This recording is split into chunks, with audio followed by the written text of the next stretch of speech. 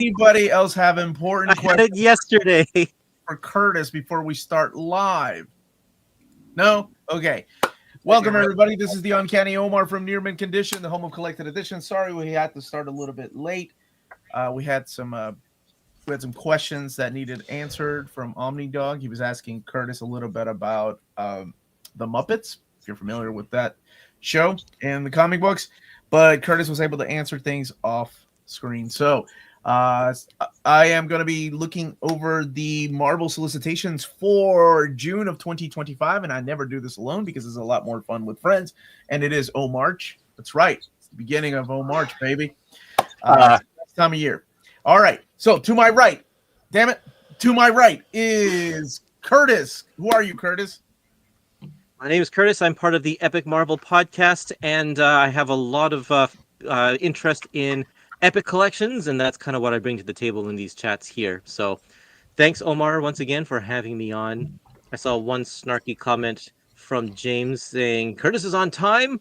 Yes, I'm on time. My 11 o'clock meeting got canceled today. Snap at him, Curtis. Snap at James. Snap. I've never heard you snap. I know he's doing it in fun. He's use a your good guy. Use your dad voice to snap. Yeah, Curtis was here on time. Everybody's here on time. And then to his right, and dang, I did it again. To his right is none other than Crushing Crisis, my good friend, all the way from New Zealand. Hello, Minties. It is a beautiful autumnal morning in New Zealand. I am here from crushingcrisis.com and also the YouTube channel Crushing Crisis, where I talk about all these Marvel books with a pull list show every Sunday afternoon for you and guides to all these Marvel characters. And I'm very happy to be here with some people I really enjoy on my brief intermission from listening to Lady Gaga's Mayhem, which is already out here in New Zealand. Sucks to be you. Okay. And coming back with his grand Hold on. What do you think of the album so far? I love it. It's very 80s. Okay. What is that, a review of your Lady Gaga album that just dropped? Yes. Okay. I didn't know we were going to talk about that earlier this morning. It sucks to be us. Yeah, obviously. And underneath me is Sean from the Comic Pals, coming back with his grand piano one of these days. He's going to go back there and play. What's up, Sean? Thanks for being here, man. Yes. Thank you so much for having me, Omar. Currently, I am jealous of Peter for having early access to the Lady Gaga album. It does indeed suck to be me. However, I am Sean from the Comics Pals, and I'm live here and happy to be here. And a little bit later, if you want to hear me talk about some of the books that Marvel, DC, and all the other publishers are putting out, you can head on over to youtube.com/thecomicspals at 6 p.m. I'll be live with the boys reviewing a whole bunch of books, including Ultimates from today. And joining us will be Wonder Maddie, who you are all familiar with. So we'll be having a fun time over there. Thanks for having me. Dude, I love that you said youtube.com. Like, gotta do it, man. You next time you should throw in the HTTPS www. And to his right is a good friend of mine, Hunter from Sentinel Comics, a physical store. This is your first time joining us after your physical store, because the physical store opened in January, right? December 31st. I am Hunter Daniels. I am the owner and representative for Sentinel Comics here in Columbus, Georgia. We are a brick and mortar that opened just over 2 months ago. A little scary, but I'm super happy to be back. Thank you for having me, Omar. So I'll be able to give that perspective a little bit on the retailer side of things and a diehard Mutant fan. So super excited to be back. Thank you, guys. I'm glad you're here, my friend. And making his return is none other than Omnidog. I am Omnidog, and I have documentation that it not only is not O-March, it's Omnidog month, because Mr. Tex already sent me a gift for Omnidog month. Happy birthday. Thank you, Mr. Tex, for sending me. I have put a copyright on this month. Sorry, Jess, you're going to have to re-gift that to me. You don't have it in documentation like I do on an Amazon. I'm going to get my lawyer on the damn phone. I'm going to get that written. I'm going to get that from you, too. Character in comics, a representative t-shirt. Thank you, Mr. Tex. It's too cold to wear it here right now, but I will. Thank you. Lovely to be here. Shut up, Omar. What is Harvey P. Carr's Mayday? Mayday. Boat is on That's a Stern reference. Yes, yes. I'm so glad someone else on here caught that. Oh, that's yeah. always Yeah. great. Dominic. Dominic Barbara, the bloated attorney. Dirty. Oh my gosh, Sean, I gotta have you on my show. I will say, I'll talk Holler Stern the whole time. only one masterwork was going to be here, and I did have to remove it. And it will. I'll probably make the announcement for the later books later on for the masterworks. Yeah, I'm excited about that. We can talk about that after we're done with Marvel previews. But last, we went over OmniDog. Last but not least is Max. What's up, Max? Well, I'm Max. I do music things. I'm currently in the process of recording an album of my own compositions and arrangements, which has been really fun. I also post a new Beatles Bop video every Sunday where I arrange and perform a Beatles song that I pretty much changed entirely. Sometimes I split myself in three and do it several parts. Sometimes I just do a video of me playing with myself. But when I'm not pimping myself for money, I read a lot of books, mainly with pictures because I have ADHD. And I read all the new Marvel comics every Wednesday. So I guess that's why I'm here. I guess that's why you're here. All right. And a big thank you to David Gabriel and everyone at Marvel for sending us the advanced solicits. I'm going to go ahead and say so I removed the masterwork so I can do the announcement later. There was another book that I think another team, an advertisement team wants to announce. So it was pulled from here. And something else is being added to this. I'm pretty sure it will make it to the solicits when it's finally said and done. I just recorded the video and it has to be approved by several people. So hopefully that will come out and then you'll get to see what it is. And when this solicitations is out everywhere, you'll get to know exactly what I'm talking about. But really excited about that. Now, let me present the solicits and we can get started. And don't forget to smash that like button, please. All right. No introduction for Dupe. He doesn't need an introduction. No. Crisis has the best hair on YouTube. Yes, Agreed. that is an understatement.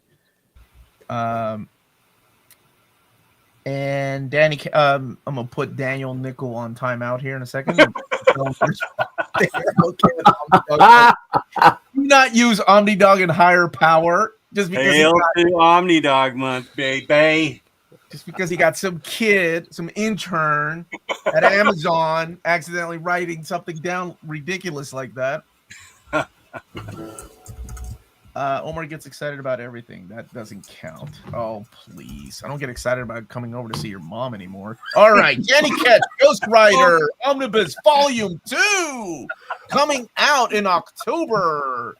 All right. In here we got Ghost Rider 25 through 40, Ghost Rider Blaze, Spirits of Vengeance 1 through 13, heck yes, Morbius, The Living Vampire 1 and 12, Darkhold, Pages from the Book of Sins 1 and 11, Night Stalkers 1 and 10, Ghost Rider, Captain America, Fear, X-Men, Adjectiveless X-Men number 9, Web of Spider-Man 95 and 96, Midnight Suns Unlimited number 3, and material from Marvel Comics Presents 119 to 130, Midnight Suns Unlimited 1 and 2, and the Marvel Holiday Special number 3, 1,312 pages, $150.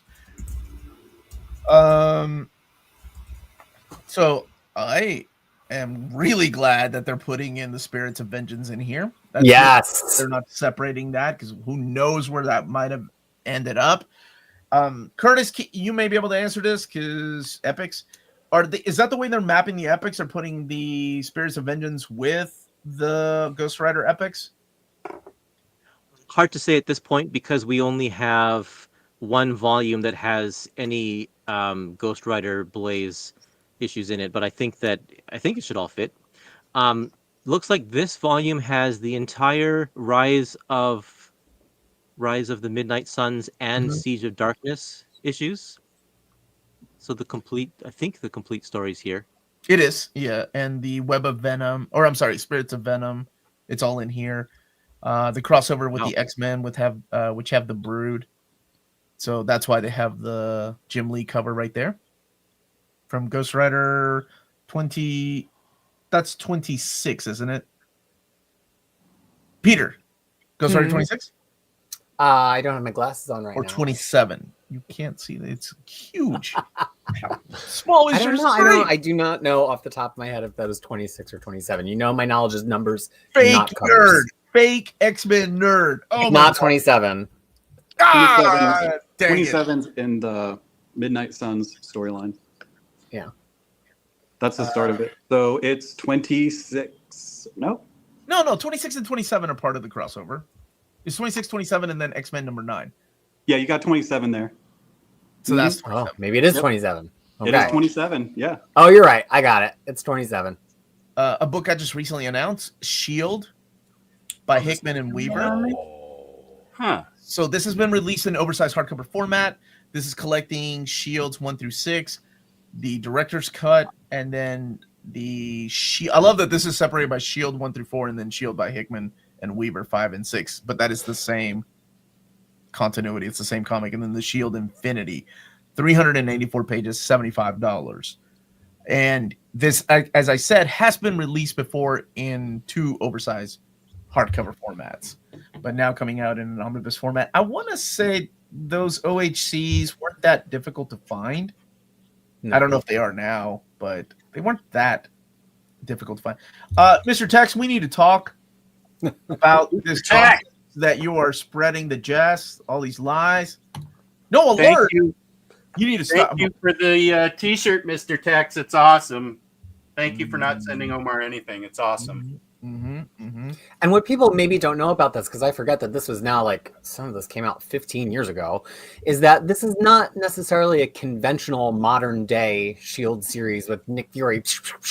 This is Hickman basically doing a whole secret history of S.H.I.E.L.D. and where they came from and how they maybe have a lineage that stretches back through the centuries. It's very J.J. Abrams Alias inspired, in my opinion, to connect S.H.I.E.L.D. back to some like, Da Vinci type stuff.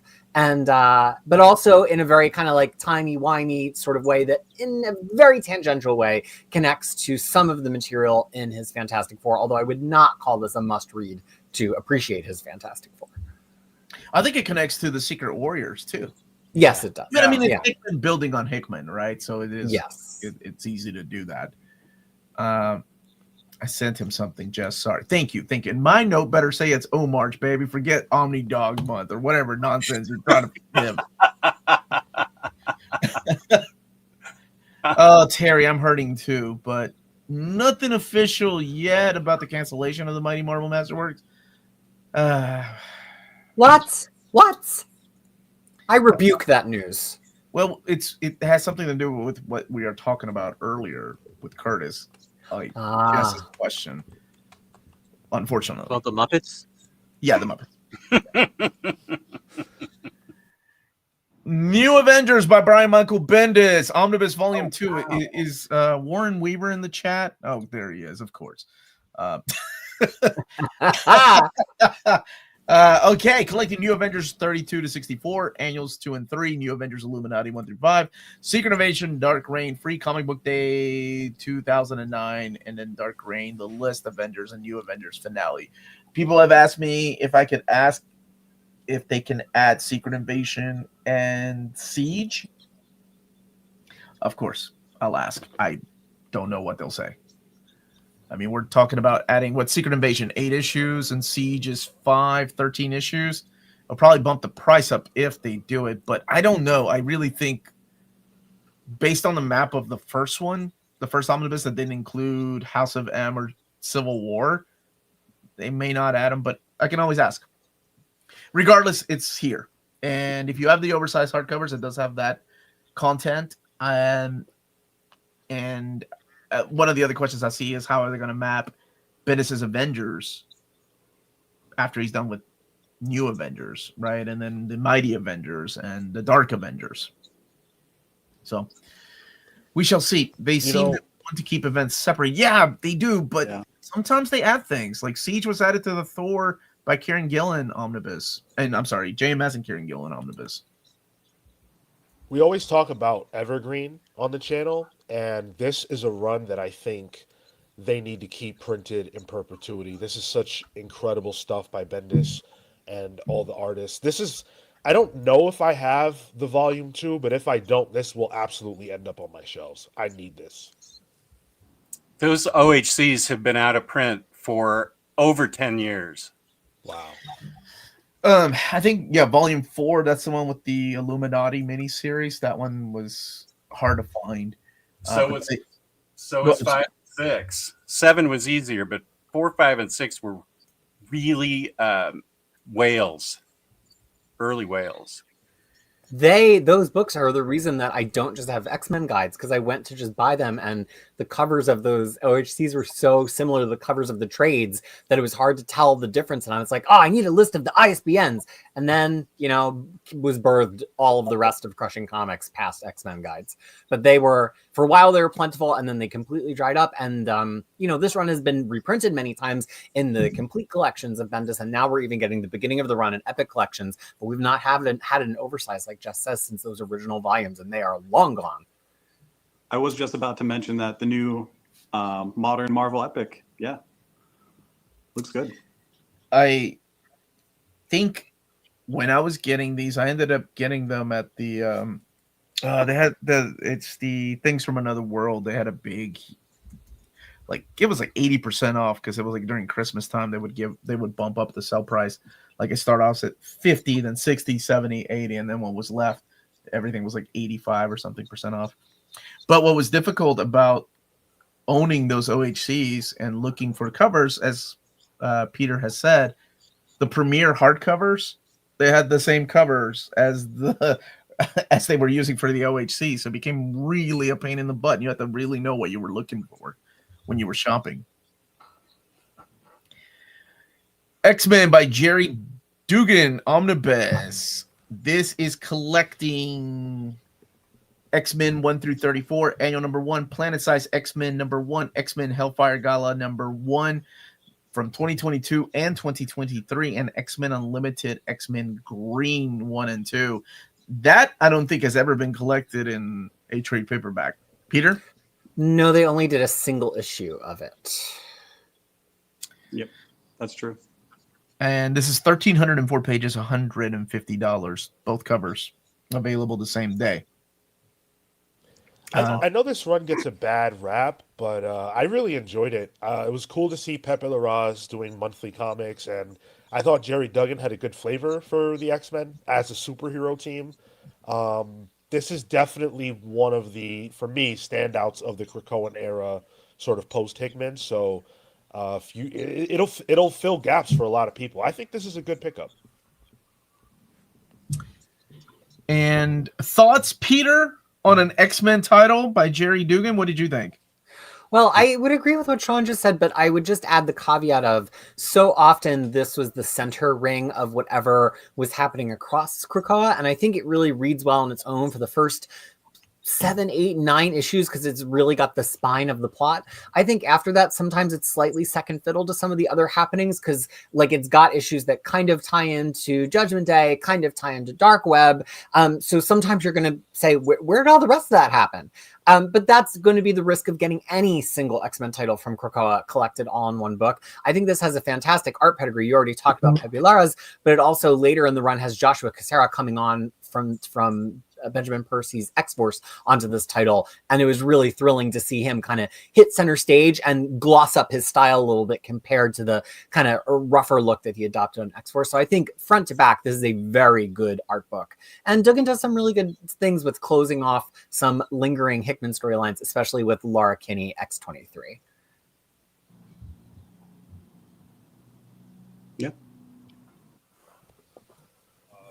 I really thought the Dawn of X Omnis coming out would make collecting Krakoa easier. It's now more confusing than ever to decide how to do it. Well, ultimately, it is up to you, right? My brother called me and asked me what he should do because he saw my announcement of the Dawn of X Omnibus and then the Duggan Omnibus, and he was like, should I just skip the Duggan Omnibus? And a little behind the scenes, my brother works as a financial advisor. And whenever I asked him 10 years ago, where should I buy stock? He was like, I can't tell you what to do with that. Like, Oh, no. but he was like, let's take a gamble. And I answered him the exact same way he answered me. I'm like, I can't tell you what to do, man. Like, I have no idea. What if they cancel the line and they never make it and this book like sells out and now you don't have it? And he was like, okay, touche. Peter's book right here, X-Men by Mark Guggenheim, Omnibus. This is a huge book, man. 1,552 pages. Granted, not as big as ABX, but this is collecting Young X-Men 1 through 12, X-Men 18 through 22. That's the one that's started by Brian Wood. Extinction Agenda 1 through 4. That's the Secret Wars era. And X-Men Prime number 1, X-Men Gold 1 through 36, and annual number 1, X-Men Blue 13 through 15. That's the Mojo crossover. The Wedding Special number 1, and X-Men Days of Future Past Doomsday. 1,552 pages, $150. Do you think that at one time this was going to be X-Men Gold Omnibus, and then they announced the X-Men Blue and Gold Omnibus, and that's going to be confusing? So they were like, well, we'll just do an X-Men by Mark Guggenheim Omnibus.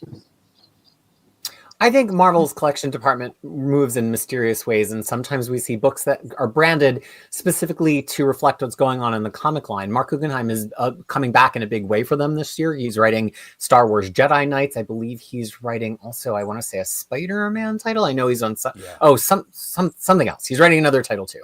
And so I think that, you know, Marvel tends to market the thing that is present in their mind. They're like a baby. They have no object permanence. They see the thing that's in front of them.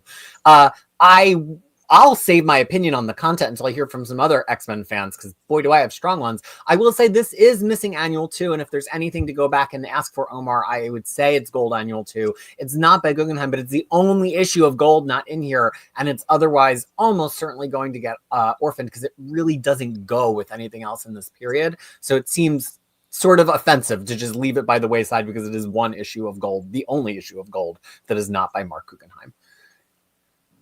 So you're offended by that? Well, I'm offended about a lot of things in this book, OmniDog. It is really easy to offend Peter, though. Yeah, triggered. Guggenheim triggered. When I was reading this alongside with X-Men Blue, I chose this book over X-Men Blue because this had a lot of my favorite characters in it. Granted, that's not the same Logan that is Old Man Logan during this time. But I just didn't care about the 05, the original 5. I thought that was a dumb idea that overstayed its welcome. And then I gravitated more and more towards Cullen Bunn's X-Men Blue series, because I love the jumping around different eras. I thought that was a cool concept. And even the ridiculous Venom, Planet Venom crossover or whatever it was, that was cool.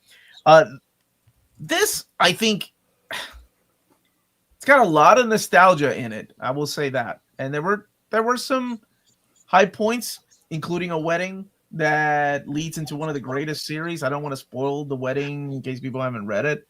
It led into a phenomenal miniseries that led into an ongoing series that unfortunately got cut short because of Krakoa. And as an X-Men completist, come on. Like, yeah, I'd be happy to see a stupid Chuck Austin omnibus and a Peter Milligan omnibus too. I mean, I am curious if they ever do a Cullen Bunn collection, if it will be X-Men by Cullen Bunn, Buncanny Omnibus, I guess. Or if they'll call it X-Men Blue. Well, really, there's like 2 Buncanny omnibuses, almost enough to have them at my X, because there's the Magneto and Uncanny Bunn material, and then there's the X-Men Blue Bunn material, and both of them are like 50 plus issues, so there's no way to kind of mush them together, even though they do have some kind of themes. Does nobody else has any comments on this? I'll say Young X-Men, which was an extension of Academy X after Academy X was shuttered and they relaunched New Mutants in the Messiah era, is perhaps, and this is coming from me in a deep, deep part of my soul, the worst X-Men series of all time. So this book has a really amazing pedigree going for it. I don't know if I've ever read a good comic book by Mark Guggenheim, but X-Men, Whoa! great cast, some really nice art, and Leah Williams writes one issue, so it might be worth it for that. I don't have anything to say because you told me not to read those books. Ah, yes, excellent. Wait a minute. You did not let Jess judge for himself? I think I just told him to move them towards the bottom of the pile. Sentinel Hunter, have you, in your newfound X-Men fandom of the past decade, did you catch up on all of Gold? I am completely caught up on Gold. Gold was between Blue and Gold. Gold was the one that I gravitated more towards.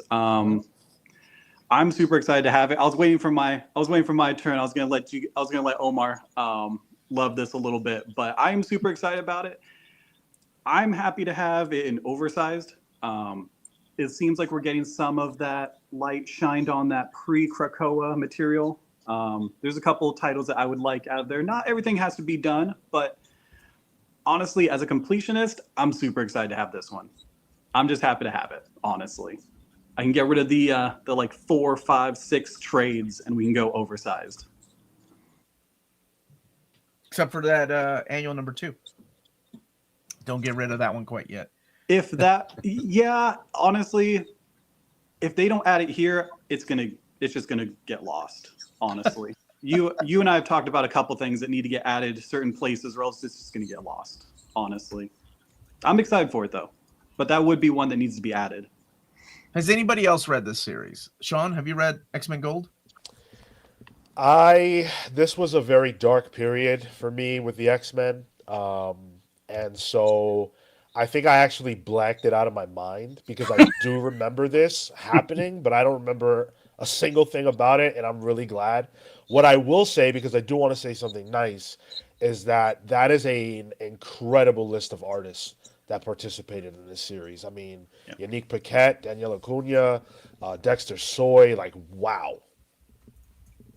Oh, Ken Lashley, who provides the cover, he does the first, I think, I want to say the first year or so of X-Men Gold. It's solid. And then Arthur Adams doing the variant cover for the Mojo crossover. There's even a little bit of David Nakayama in there on cover A's. It's beautiful. Well, and everybody recalls that first issue of Gold had a big controversy about the art because it had some hidden anti-Semitic messaging in the background, and the artist that was going to be the series artist was quickly removed. And so I think that's part of why that kind of killer's list of artists stepped in for the first year or two of Gold, because you have to remember Gold was double shipping. We got these 36 issues in 18 months. And I think once they lost kind of their core artists, since it was the flagship main X-Men team, they just brought in some killers. It's I know that in the trade paperback they had removed it. Yes, they did. And I assume they're going to use that for the scans in this book. Yeah, he was also the artist on Brightest Day. And She-Hulk by Rainbow Rowell, Omnibus. You are all welcome. So this is collecting She-Hulk 1 through 15, Sensational She-Hulk 1 through 10. 600 pages, $100. And you've got the Jen Bartel cover and the Peach Momoko cover. So this is the most manga I think I have ever read out of a Marvel comic outside of those unique years of like Jean Grey and what was the Generation X book called? Was it just Gen X? By Christina Strain during Resurrection? Yeah. Love that book. Yeah. By art by Pina. Yeah. So that era they were trying out well, manga's selling really well. Maybe we should try writing it out that way. I feel like that's what they did with this book. Very slice of life. Not a lot of things, like a lot of big battles are fought here. I really enjoyed it. My wife loved it. And I think Jess is a fan too. The reason I said you're welcome is because I own all the trades, so of course it got an omnibus. You're welcome. I had no idea I was going to get an Omni, but this is my favorite She-Hulk run, and I've read all of She-Hulk, so this is my favorite, and I think I love that slice of life stuff and the romance with Jack of Hearts and all the other the girls book club and stuff and all this. It shows her in a different light, and I love the art, and I just think Rainbow Rowell's a great writer. I'm sure I have Peter to thank for this, like I have him to thank for Rainbow Rowell's Runaways. Do I have you to thank for this, Peter? I think you found this one on your own. This was while I was taking a break, and you told me to hurry up and read it for a change. I agree. I think this was the best Marvel comic of 2024, and I think it's the best She-Hulk run of all time. It's just a fantastic comfort read that you could go back to again and again and again. The art is absolutely beautiful. Andre Genole, who does some of the art, is really, really one of my favorites, but so many good ones in here, including Takeshi Miyazawa and Joe Quino. It's just fantastic. Iguera as well. Max, do you love this run as well? Do we have a quorum of the newer material readers? Yes. Well, I started reading this as it started to come out. So, Jess, you're welcome for me recommending it to you. And it was Max. The truth comes out. Yes. It was Max then. I really enjoy this. I was pretty hooked on it. I like everything in it. I like the story. I like the art.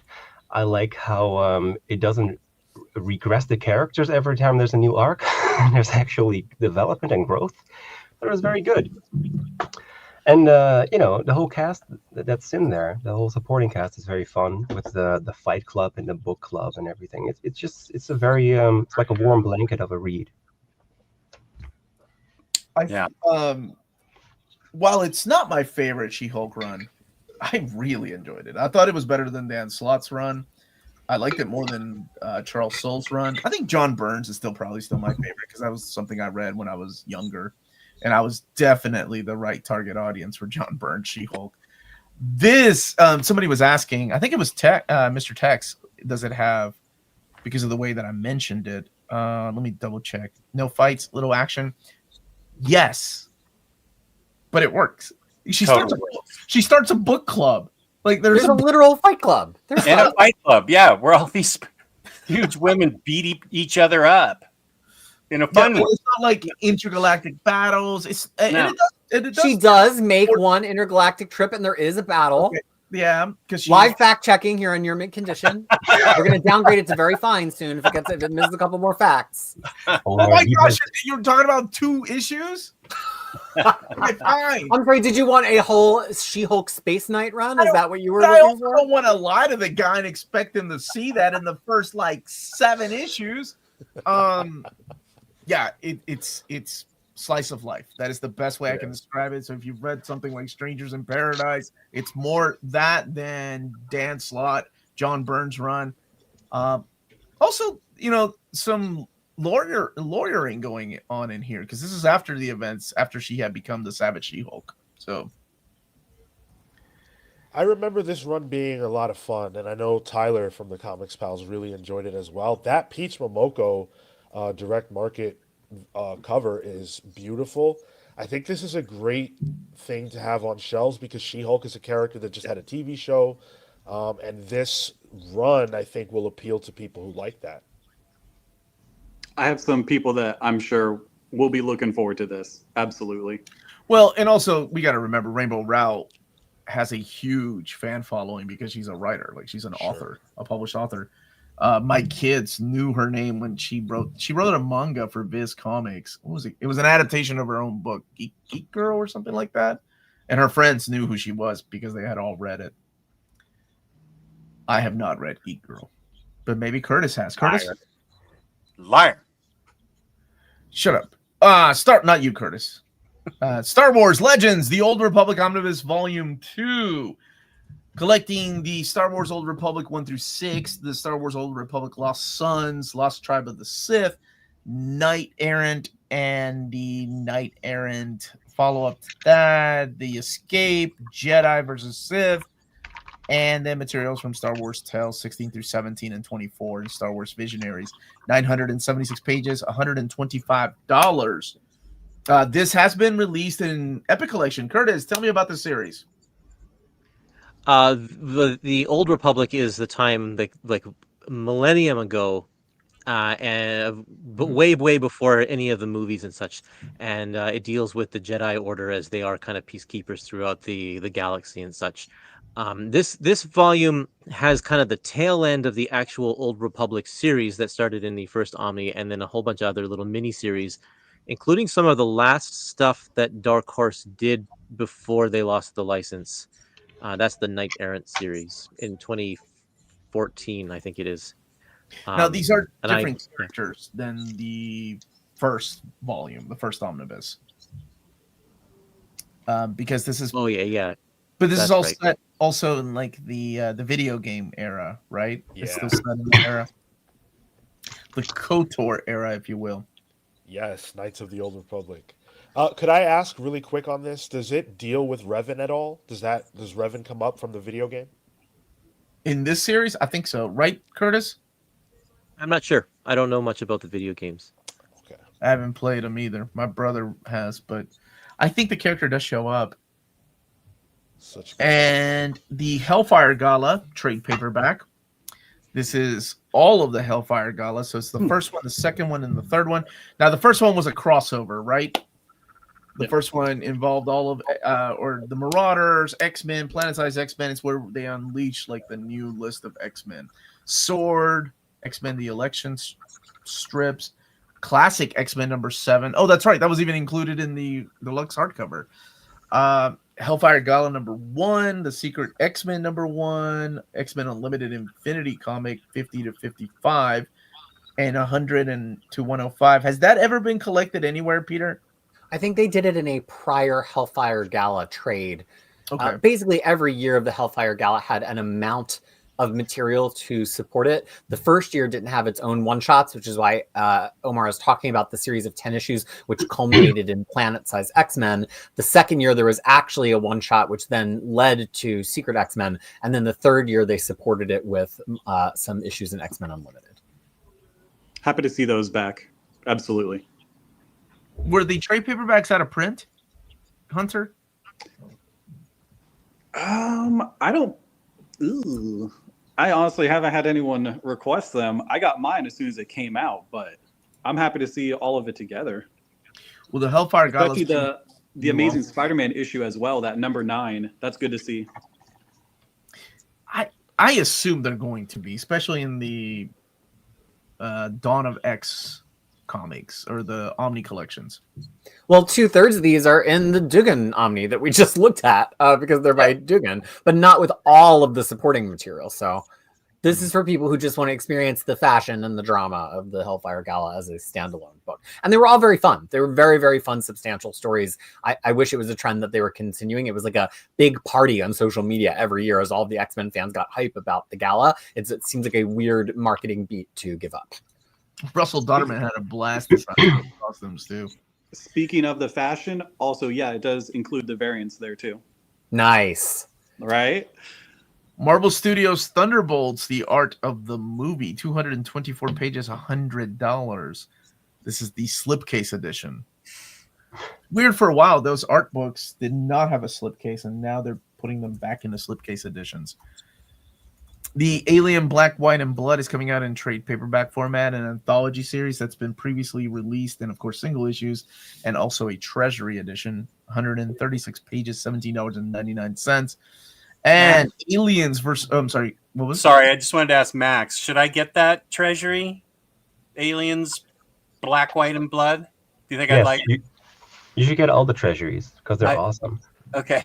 That's what I thought. I was actually interested to know if Sean and the pals have been reading this Black, White, and Blood Aliens. I haven't really gotten a chance to talk about it with very many people.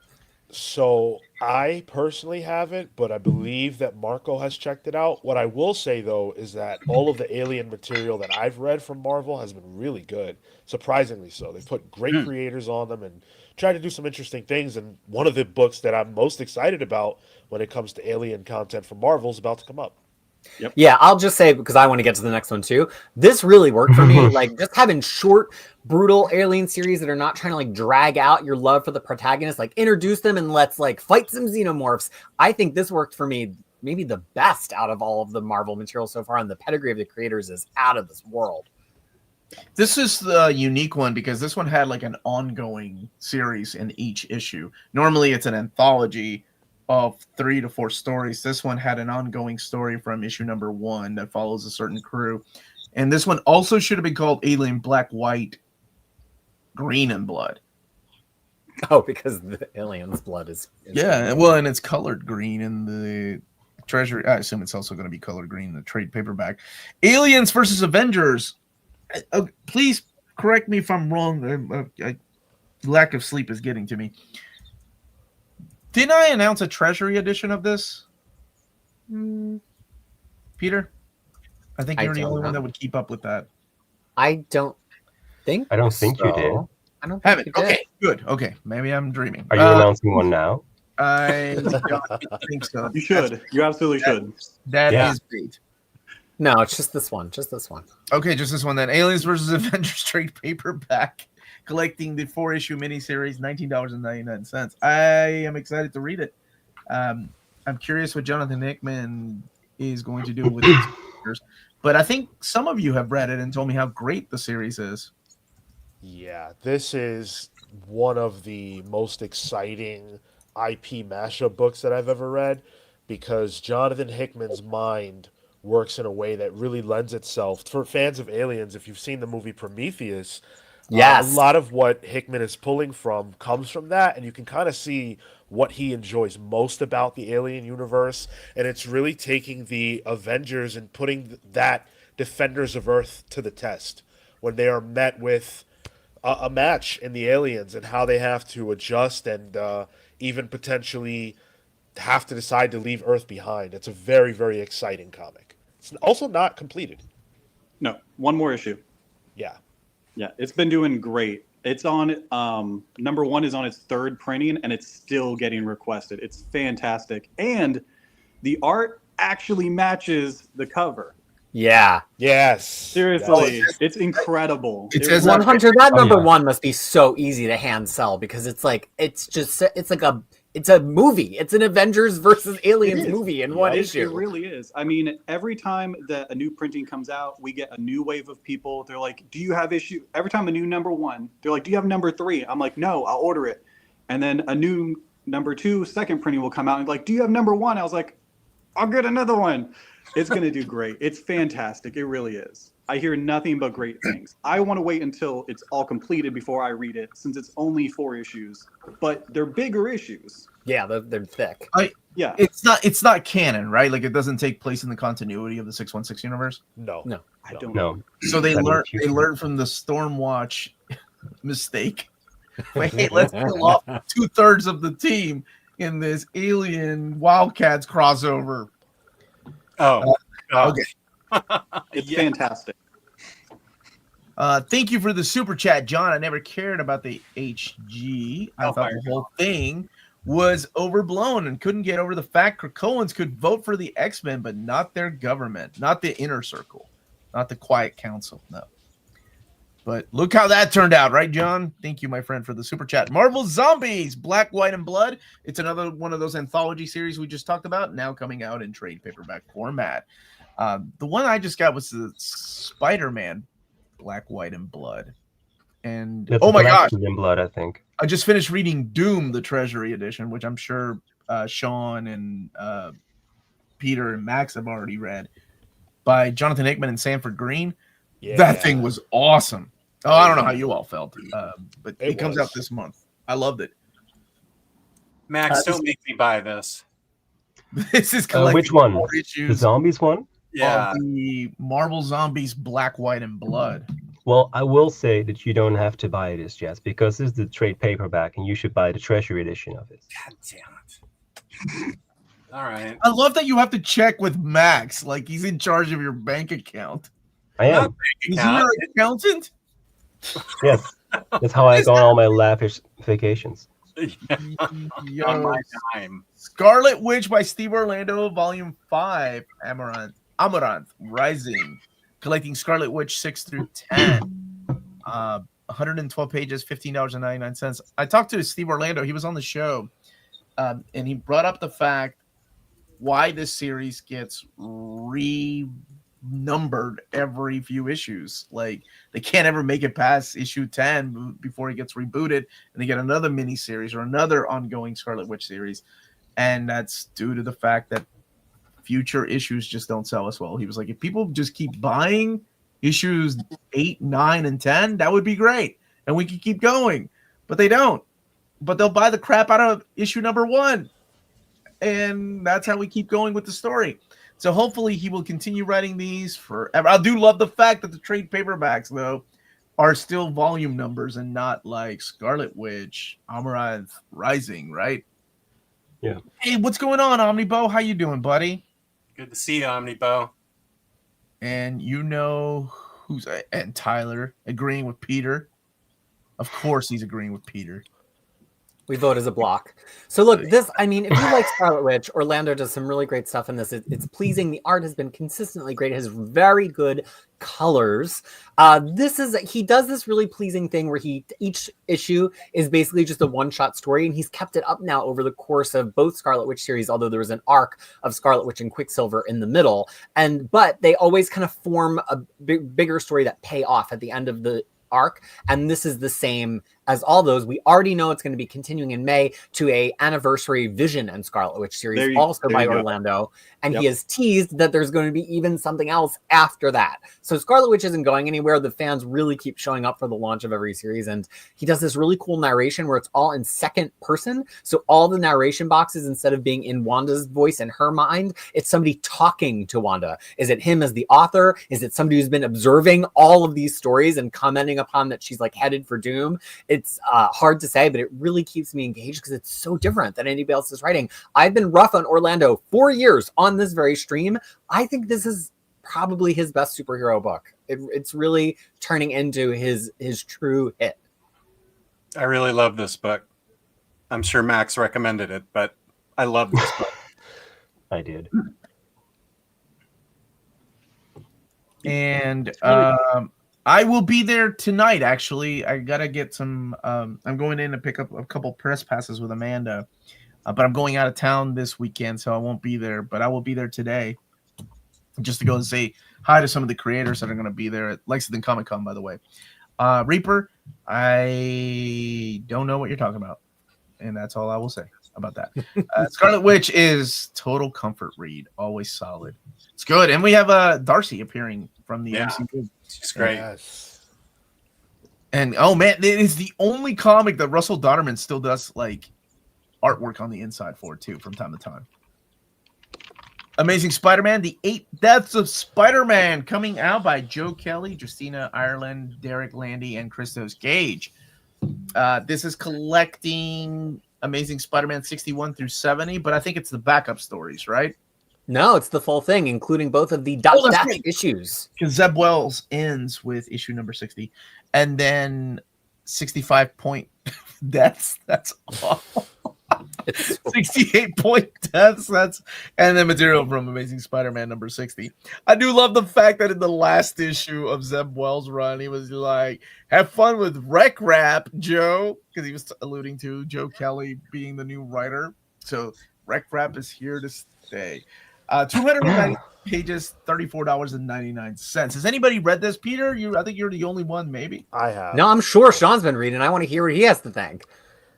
Listen, I am a Zeb Wells apologist. I really enjoyed that run. I like to say that I am the biggest fan. Wait. Sean, hold on a second. I'm gonna let you finish. Okay. But Okay. Beyonce had the best. No, I'm just kidding. Peter, did you just give him the thumbs up because you were also a Zeb Wells apologist? Like, I would call myself an apologist, actually, based on a term we coined in a recent stream here. Okay. Okay, go ahead, Sean. I think it got a bad rap, so to speak. And so, coming into this Joe Kelly iteration, I wasn't that keen on moving away from Zeb Wells. And once I found out that it was going to be this Doctor Doom inspired, magical run, I wasn't too enthused. However, I was like, let me go into it with a fresh, open mind and give it a chance.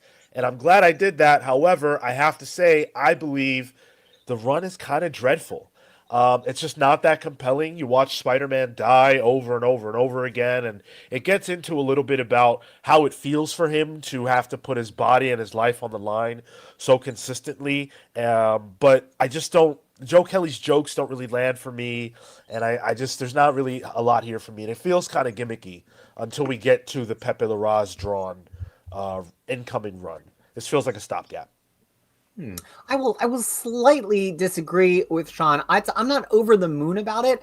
I really liked the setup, and I like when Spider-Man does something different, and I like that it's like, hey, we're going to take this whole story to look at what happens if Spider-Man is taken really out of his comfort zone and made to deal with magical stuff. I will say that I thought the first couple of Joe Kelly issues were extraordinarily funny, but then I feel like the Justina Ireland issues, she's a good caretaker, but she's so much newer. Joe Kelly is a industry veteran. So she just doesn't have the level of quipping that Joe Kelly brings to it. But I've actually found it pretty engaging. I think only around like issue 67 and 68, where he like really is just moping around and not being Spider-Man, has it fallen off for me. But I find it to be a lot of fun. It's not an all-timer Spider-Man story, but it's a one-and-done story with its very specific beginning and end that you can like always pick up and read. And I think it's good when Marvel does stuff like that.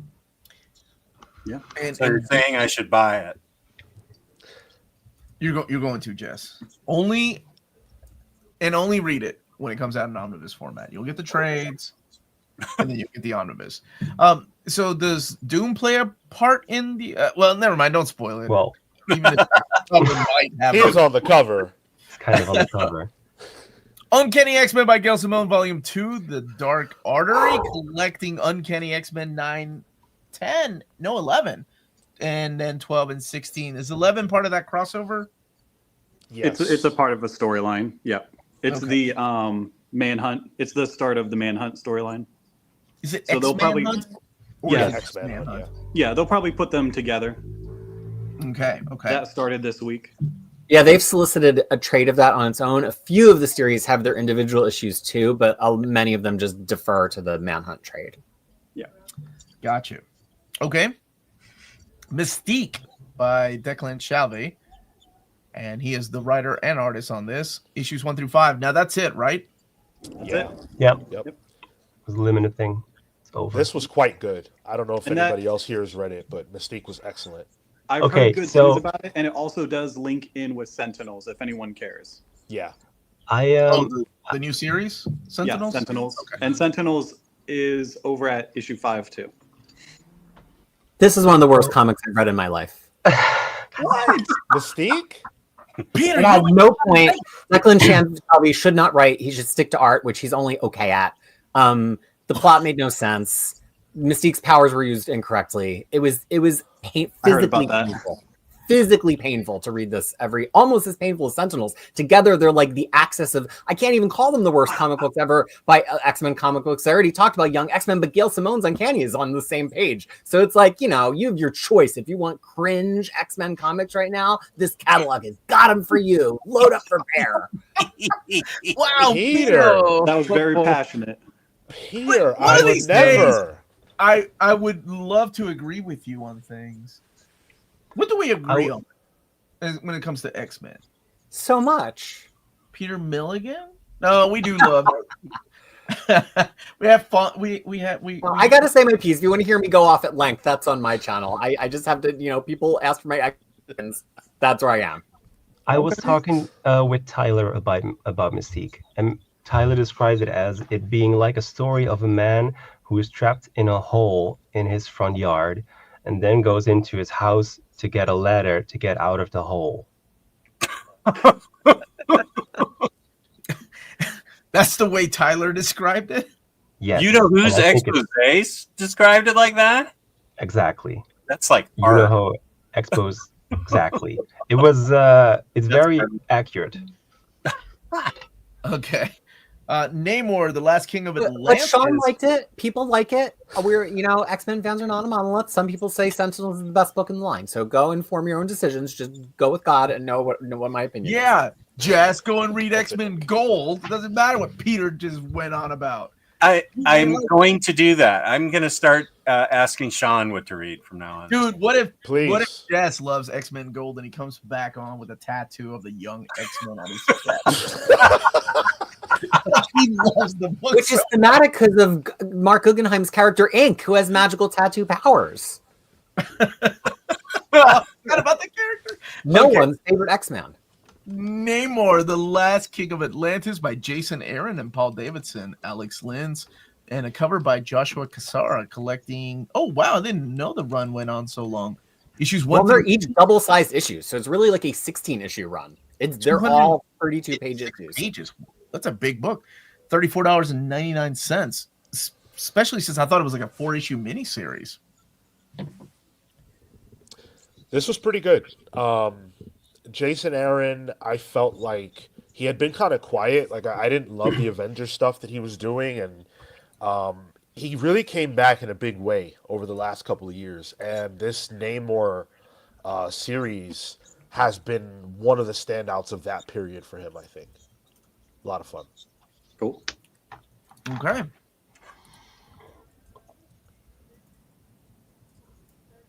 Everyone's favorite mutant here is at near mint condition is soft serve.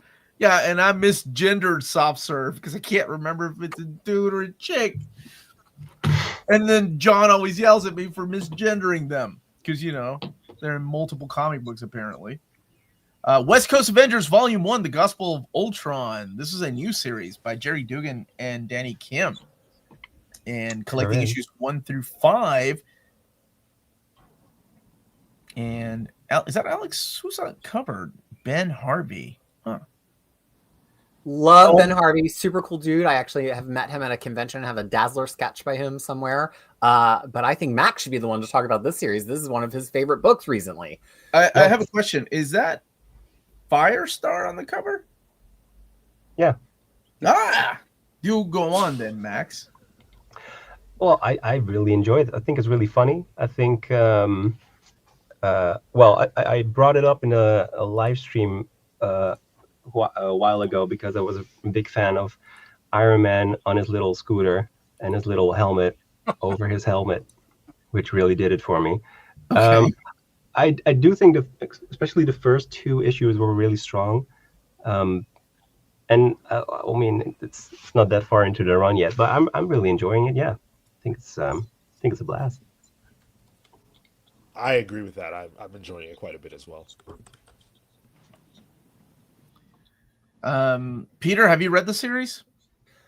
I have. I think Duggan. I think it's fun to have a fun Avengers team, and I say that with Jed McKay's book in my top 10, firmly rooted. But this is a different kind of Avengers. It's the screw up Avengers, right? So it's just like a little funnier, quippier. It draws from a lot of continuity. Screw up Avengers. That's Ultron on the cover.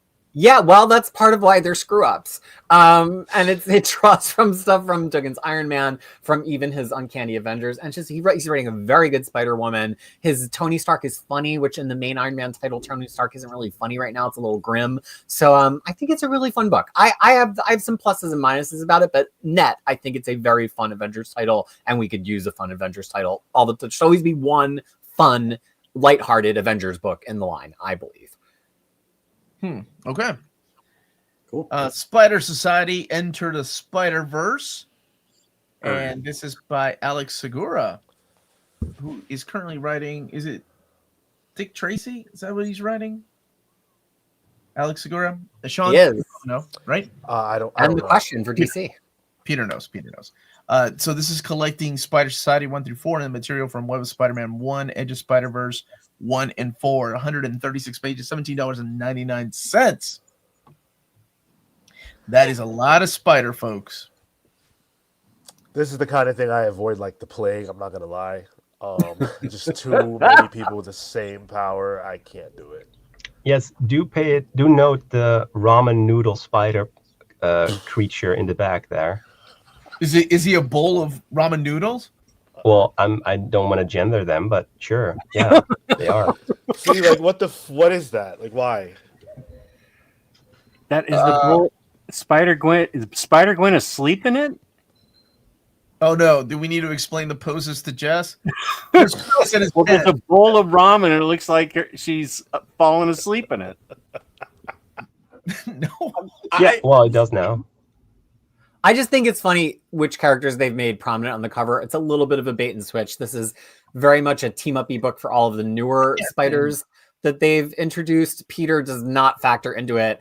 Gwen is mostly a prisoner for most of it. But if you've liked some of the other Spider-Verse spiders, like Web Weaver, like the Weapon X spider that's kind of like Cyclopsy Wolverine, and Aranya, they're really the leads in this book, not Miles, Peter, and Gwen. Okay. Cool. Wrong. Okay, I'm sorry. Curtis, you have been quiet for the last hour and a half. This is your moment to shine. Take it away, Curtis. It's Epic Collection time. ROM Epic Collection Volume 2. This is the original Marvel years. I just got the first volume of ROM in the mail the other day. I was looking at it on my live stream yesterday. Great book. I started reading it already. I have never read ROM, but all I know is that it's an alien race. It's that have kind of a cybernetic fused armor and they go and try and eradicate the universe of the dire wraiths who are shapeshifters. And so this is the second volume, collecting 21 through 33, plus Annual 1 and Power Man and Iron Fist 73, which is significant because Power Man and Iron Fist 73 doesn't appear in its entirety in the Epic collections because of this licensed character. So here it is. Now's your chance to get it. In case you don't have it, this will probably be the only place you'll get it. Well, this will be Omnibus, right? Curtis, you've never read it, and you started just now reading it? Yeah, I've read the odd ROM issue here or there because I've come across a random issue over the years and such, but I've never read the full run from start to finish. So this is a treat for me. I love Bill Mantlo. I think he's great, so I'm looking forward to it. I will say though, the first issues are like late 70s, and it feels very much like, you know, Bill Mantlo's still figuring out how to be a comic writer, I think, and he doesn't settle into his style that I'm at least more familiar with as we go through the 80s. Yeah, my wife is in love with the way comics were written in that era, like late 70s, early 80s. Like, she loves the dialogue by Bill Mantlo and Doug Bench, and she was like, did everybody write like this? And I was like, you know what? I think so. A lot of these guys wrote very similar in that style. Yeah. Why did they do a series about read-only memory? You'll have to read to find out. Well played. Well played. Rest in peace to Curtis's Spirit of Vengeance epic. No way to celebrate Omar. That's right, Mr. Tex. Thank you for that last part. Bill, yeah. Go ahead, Curtis. That comment is a reference to this. Let me see if I can find it. Oh, is it the one that got drenched? I got this book in the mail and it was totally wet. And so like the whole bottom half of it is all very water damaged now. No. So yeah, I'm gonna have to replace the copy and get a new one. But that was yeah. That's a review copy from Marvel. Like I get right. I get damaged copies of Omni sometimes, and I'll see it on my video. They're like, "Yo, man, she sent you another one." I'm like, "Yo, man, this is a review copy. I don't think they're gonna care if I'm complaining. It's not gonna be like they're gonna get me my money back or anything." Yeah, no, it's inappropriate to do that. I got a whole box of manga like that was like in some kind of flood in a state, and oh man, yeah, I couldn't do it. I told the person that sent it to me, I was like, I can't do an overview of any of this stuff because it's just falling apart. Thor Epic Collection. I'm sorry, Curtis. I'm sorry about that. I'll mute myself. Go ahead, Curtis. Thor Epic Collection, Volume 25. This is the Dark Gods. It's the beginning of the Heroes Return era for Thor, the beginning of the Dan Jurgens run. And let's see here. Thor, the 1998 series, numbers 1 through 13, and number 1 rough cut. Silver Surfer Thor Annual 1998, Thor Annual 99, and Peter Parker Spider-Man, the 1999 series number 2. So almost 500 pages. This is as far as the long-running epic lines like Fantastic Four, Spider-Man, Hulk, all of those ones, this is the one that's kind of gone furthest into the Heroes Return era. None of the other ones have touched these years yet. So that's pretty cool that we're doing this. Thor never had a Heroes Reborn title of his own, so I think that also helps. The numbering, the numbering restarted, but the story kind of just continued. Man, and I think at one time you and I and a lot of other people had guessed that they were going to start the modern era with this right here, with Heroes Reborn. But no. Or Heroes Return. Return. They're not going to do that. Strike one for Omar. Yes, for the whole year. That is a strike one for Omar just this year. Great Thor. Now I can release my Thor Omnibus by Jerkins and Ramita. Thank you, Silhouetted Animator, for the super chat. X-Men Phalanx Omni Lost in the Endless Gullet of Memory Hole, along with Sandman Mystery Theater Book 2. I think Phalanx will come back. I think it almost outbeat the other book. What was it? Bishop's Crossing and Executioner's Song. And Sandman Mystery Theater, though, I'm hoping to see in the Solicits from DC. Please, DC, All right. one time finish Mystery Theater and Collections. Oh my God. Just don't jinx it. Leave it alone, Peter. That would suck. All right. Curtis, you're up. Fantastic Four Epic Collection, Volume 12, The Possession of Franklin Richards, which is Fantastic Four 215 to 231 and Annual 14 and 15. This is the Doug Mensch and Bill Sienkiewicz era. So we have a team of collectors where people don't really know how to pronounce their last names. What? We have this is very early in Bill Sienkiewicz's career, so he has a very classic comic style, not nearly the abstract and kind of painted or just out there style that he has now, or that he even got through the late 80s. This is very much standard. Also helps that I think he was inked by Joe Sinnott at this point as well. So Joe gives it a very Kirby-ish kind of look as well. But yeah, this is classic stuff leading right up into, I think this is leading right up to John Byrne, right? I think John Byrne's going to be the next volume after this.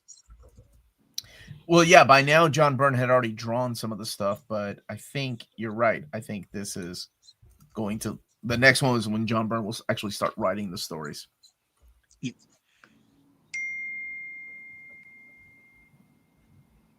And this is a reprint, but go ahead. This is a reprint. Yep, Avengers West Coast Volume 4, Vision Quest, new printing. This one, I think, if I remember correctly, went out of stock pretty quick. And this was right at the time they released it, right at the time when I think the WandaVision show was on, and so it had a lot of hype around it. But this is John Byrne's West Coast Avengers, so and that's probably also why it went out of stock pretty quick too, because Byrne people love this run. So this is kind of when Scarlet Witch went nuts. Kind of the first time. Was this the first time, or had she done that before? I can't remember. She There's did only a 5 little or bit 6, in the. 7 times. I'm sorry, what was that? It's only been about 7 times that they've leaned on that. Yeah, but is this the first time? I think this is the first time that she snapped because of the kids. Yeah. Because before that, in the what was Yesterday Quest, that wasn't really snapping. Like there was that one issue. I don't know, Peter. Have you read a lot of Avengers? Remember when she was kind of manipulating the Wendigo? Like it's also another John Byrne issue. Yeah, I mean there are moments that she's kind of the bad guy briefly, but this is like the Dark Scarlet Witch arc officially. Yeah. And that's what it's called, right? Like you're thinking of the Wonder Mountain one where she's on the cover with her hand up and they're all upside down. Yeah. Mm-hmm. And this is also when John Byrne said, "I'm John Byrne. We're going to call this book Avengers West Coast, no longer West Coast Avengers." That's stupid. So, yeah. And also when he said, "I'm leaving. I'm not going to finish these stories." Have fun with that. But still some great stuff in there. All right, Curtis, next. Iron Man Modern Era Epic Collection Volume 5, The Iron Age. Following up, I think this is the last part of Matt Fraction's run. I have never read Matt Fraction's run before I read these Epic Collections, so I'm going through these the first time, and they're pretty good. There's some highs and lows throughout these issues for sure, but this is Iron Man number 500.1 and 501 to 509. Plus annual 1, Fear Itself 7.3, Iron Man, and material from Invincible Iron Man number 500. So just a This is finishing up the last part of his run, right? I'm not familiar enough with Matt Fraction to know if it goes on for a long time. What did you think of the artwork during? There will be one more volume, I believe. Oh, really? Okay. This run ends at 527, but there's not a lot of other one shots and things in there. So I feel like one more run can probably handle 510 through 527. In fact, that feels a little short. There's probably got to be another one or two things in there somewhere. Wow, he did it for a lot longer than I thought.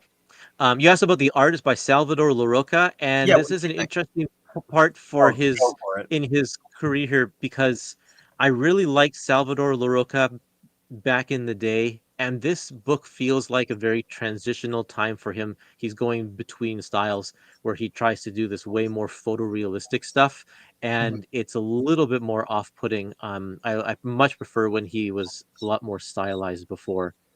Who is the other artist? I'm not familiar with that name, Carmine D. Oh, he's fantastic. Yeah. Oh, yeah. How do you say it?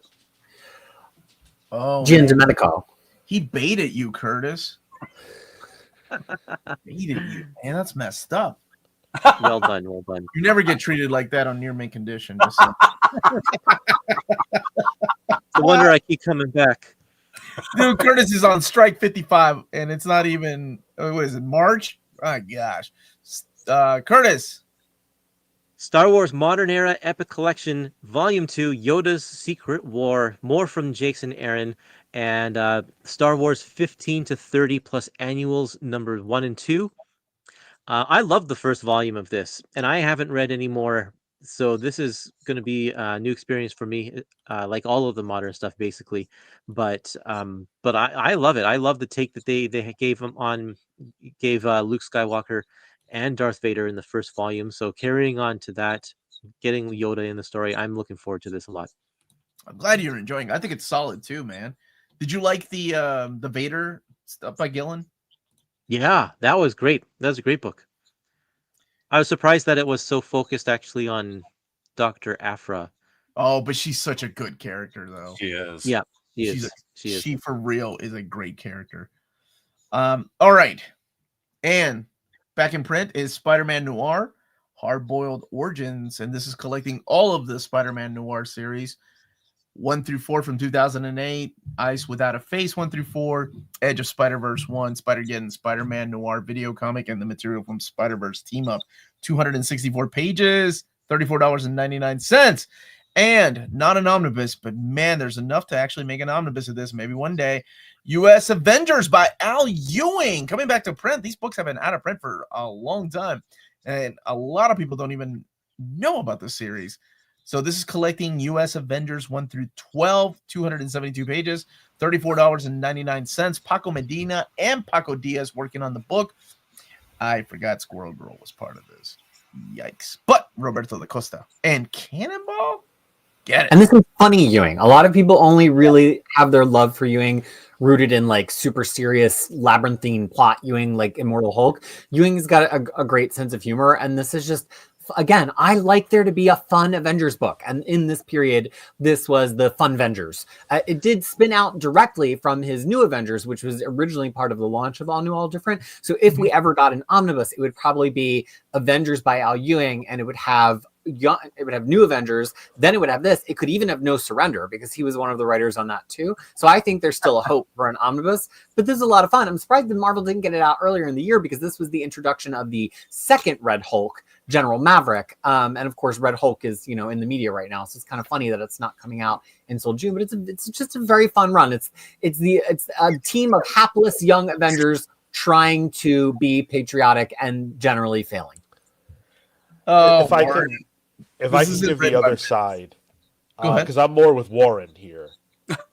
Roast me, Sean. Words no one has said. Not you. I'm not going to roast you. No one ever certainly. sides with Warren. What's going on here? No. Well, I think Peter's right that there is a funny version of Al Ewing, but I think that is better represented in books like All New Venom right now and Metamorpho. This era to me is just mid Al Ewing, and New Avengers and this U.S. Avengers were two of the worst Avengers books that I have personally ever read. and I much prefer what Ewing is doing now. 2 of the worst Avengers books you've ever read. Yes. My friend, we need to have an old reader, new reader on The Crossing. Let's do it. Because that is one of my... Actually, I love The Crossing, and I think I'm one of 10 people. I once told Terry Cavana that I was like, dude, I love The Crossing. And he looked at me dead serious and was like, no one has ever said that to me. And I was like, I believe it. No one ever says I want a reprint of The Crossing Omnibus. But I'm curious what you would think. Not a fan of that, huh? Are you a fan of Original Sin? Because he's getting a new printing. I guess. Love this, love it. Oh yeah. Okay, I disagree, but whatever. Original We're Sin. and I united in love on this one. We're back, baby. No. We're back. Okay, Omar's you out. guys can hold hands and go on about this book, but I did not like this. Here's the thing: people hated this so much when it came out, and I think the reason, because I think sometimes in retrospect, Tell me why I people hated it, understand. Well, there's no explaining you, but I think that sometimes when you look back with hindsight on comic fans' reactions to certain things, it's about the marketing and the expectations. I think Jason Aaron was so hot at this point. He was writing Thor. He was one of the major Marvel architects for years. They saw the Watcher and all these characters on this book. They wanted something really big. We were hot on the heels of Hickman doing Infinity. I think Marvel fans were primed for like a big event series. This was a small event series. It was about taking characters who never interact and having them try to solve a mystery while kind of slightly changing the status quo of the Watcher. And I think just because it was a little on the small side, that people just didn't really know what to do with it. But if you went into it with no expectations, it was just this really cool mystery story of who killed the Watcher, which is not a spoiler. It happens on the first page. It says right who shot the Watcher right on the cover there. Also, Mike Diodato art, which and some art from Jim Chung. I'm a Mike Diodato lover from the 90s. You can't go wrong with this one for me. And I never understood the animosity towards it, but I think it was expectations are a thief of joy. And I think it was an expectations game. Wow, the expectations are a thief of joy. You sound like you're talking to your kid at Christmas time. It's a Peterism. Sorry, kid, your present sucks, but that's on you. I wasn't a fan of this one, but I know a lot of people really enjoy it. I know that there were a lot of ramifications in the Marvel universe because of this story. Curtis, I'm curious, have you ever read this in any format?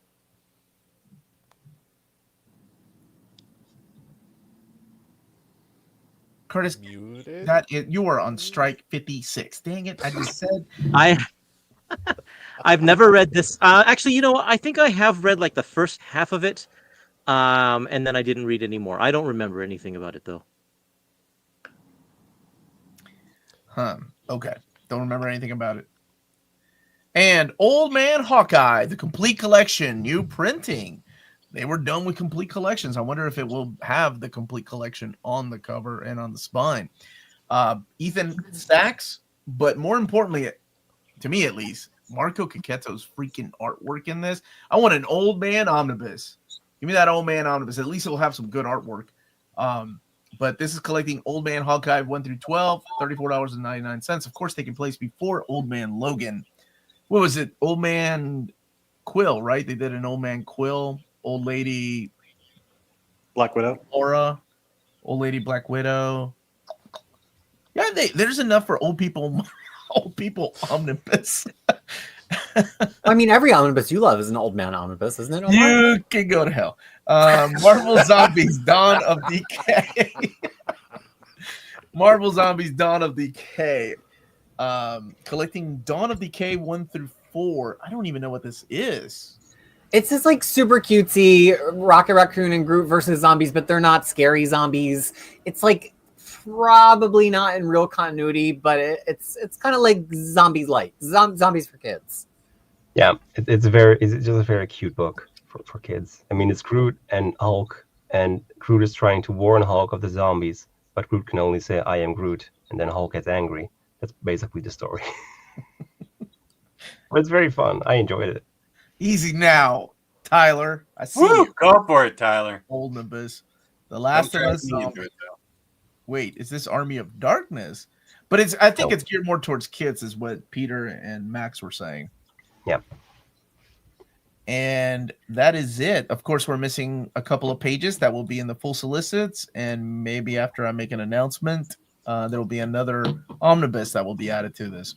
And one that I did not guess was coming, by the way. I was completely taken back by the announcement that I got to record. So hopefully I'll have the covers for that. And the return of more announcements sometime soon. I'm waiting on covers. I got all the content, and I've got, okay, I need Is that the one everybody was trying to guess what I liked in the yeah. in the I love throwing people off. I'm like, oh, I guess what. Anyway, if you're watching this and you live in the EU, don't forget to check out Walt's Comic Shop. They're based out of Berlin, Germany. Flat shipping rates for 12 euros for all EU countries. And at the checkout, put in the code near mint condition, all one word, and you get free shipping for all EU countries. Your first order of 40 euros or more. And that's Walt's Comic Shop, your reliable source for omnis and premium editions in Europe. Ting. Thank you. When are you chatting about epics for October and January? Well, I have sent the list over to Curtis.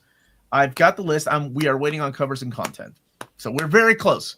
And they are very, very overwhelmed. So I try to not remind them every day. I don't want to be a pest. I can be a pest, but not like that. So I got Melanie to go out with me. You got to time it right. All right. Really quick recap. Ghost Rider Danny Ketch, Omnibus Volume 2. S.H.I.E.L.D. by Hickman and Weaver, Omnibus. And New Avengers by Brian Michael Bendis, Omnibus Volume 2. X-Men by Gerry, Duggan, Omnibus. X-Men by Mark Guggenheim, Omnibus. By the way, this is not the only creator-centric X-Men Omnibus. Well, no, never mind. I won't say anything else. No, I will. I'll give you that hint. This isn't the only X-Men creator-centric omnibus from the Krakoa era. There's something else I haven't announced yet. X-Men by Mark Guggenheim Omnibus. She-Hulk by Rainbow Rowell Omnibus. Lots of omnis. Star Wars Legends, The Old Republic Omnibus Volume 2. The Hellfire Galas, all of them. I always thought the plural of Gala was Gala. I guess I was wrong. The Marvel Thunderbolts. What do you all think the asterisk stand for? There's one of the movie posters they released recently that just has an asterisk at the bottom that says Avengers not available. Okay. This is the art of. Maybe And Dark Avengers. I thought that too, but it's a little. I think a relabeling after the movie comes out. That's kind of where I'm at. I think it's Yeah. going to be some Dark Avengers thing that they just don't want to blow the roof off of yet. Yeah. You'll get people comparing it to the Bendis stuff, and it'll just get. I gotta say, I'm glad I invited Hunter. I know he's a retailer, but even before he was a retailer, he was just always this dude that was just happy about comic book movies and comics and getting excited. And I like that because I think what happens to a lot of people, you read so much and you collect so much, you start getting bitter and bitter. And then you turn into Peter and you just don't enjoy it. Just say my name. That was a long way to go to take a shot at Peter. I love going a long way to take a shot at Peter. I'll do it all day, every day. Alien, black, white, and blood. But see, on the other hand, I also complimented Hunter, too. I appreciate that. I took that passion for comics and just turned it into a business. We'll go from there. That's wonderful. Aliens versus Avengers, which got like all kinds of thumbs up from everybody in the chat. Marvel Zombies, the Black, White, and Blood trade paperback. The Scarlet Witch by Steve Orlando, Volume 5. And the 8 Deaths of Spider-Man, or the Amazing Spider-Man. And Uncanny X-Men by Gail Simone, Volume 2. And Mystique, Most Wanted. Namor, The Last King of Atlantis. I keep adding the in there. It's not. West Coast Avengers, Volume 1, The Gospel of Ultron. And Spider Society, Enter the Spider-Verse. Curtis, what do we got here on Epics, my friend? Well, ROM Volume 2, as you can plainly see right there in big, bold letters. The Mighty Thor. Volume 25, The Dark Gods, the first of the Heroes Return era. And Fantastic Four, Volume 12, The Possession of Franklin Richards, Doug Mensch, and Bill Sienkiewicz. And a little bit of John Byrne. And then more John Byrne with this reprint of Avengers West Coast Vision Quest, Volume 4. And Oh yeah, and that's one I forgot about. This Iron Man, the new Iron Age, Volume 5 of the modern era Iron Man epics.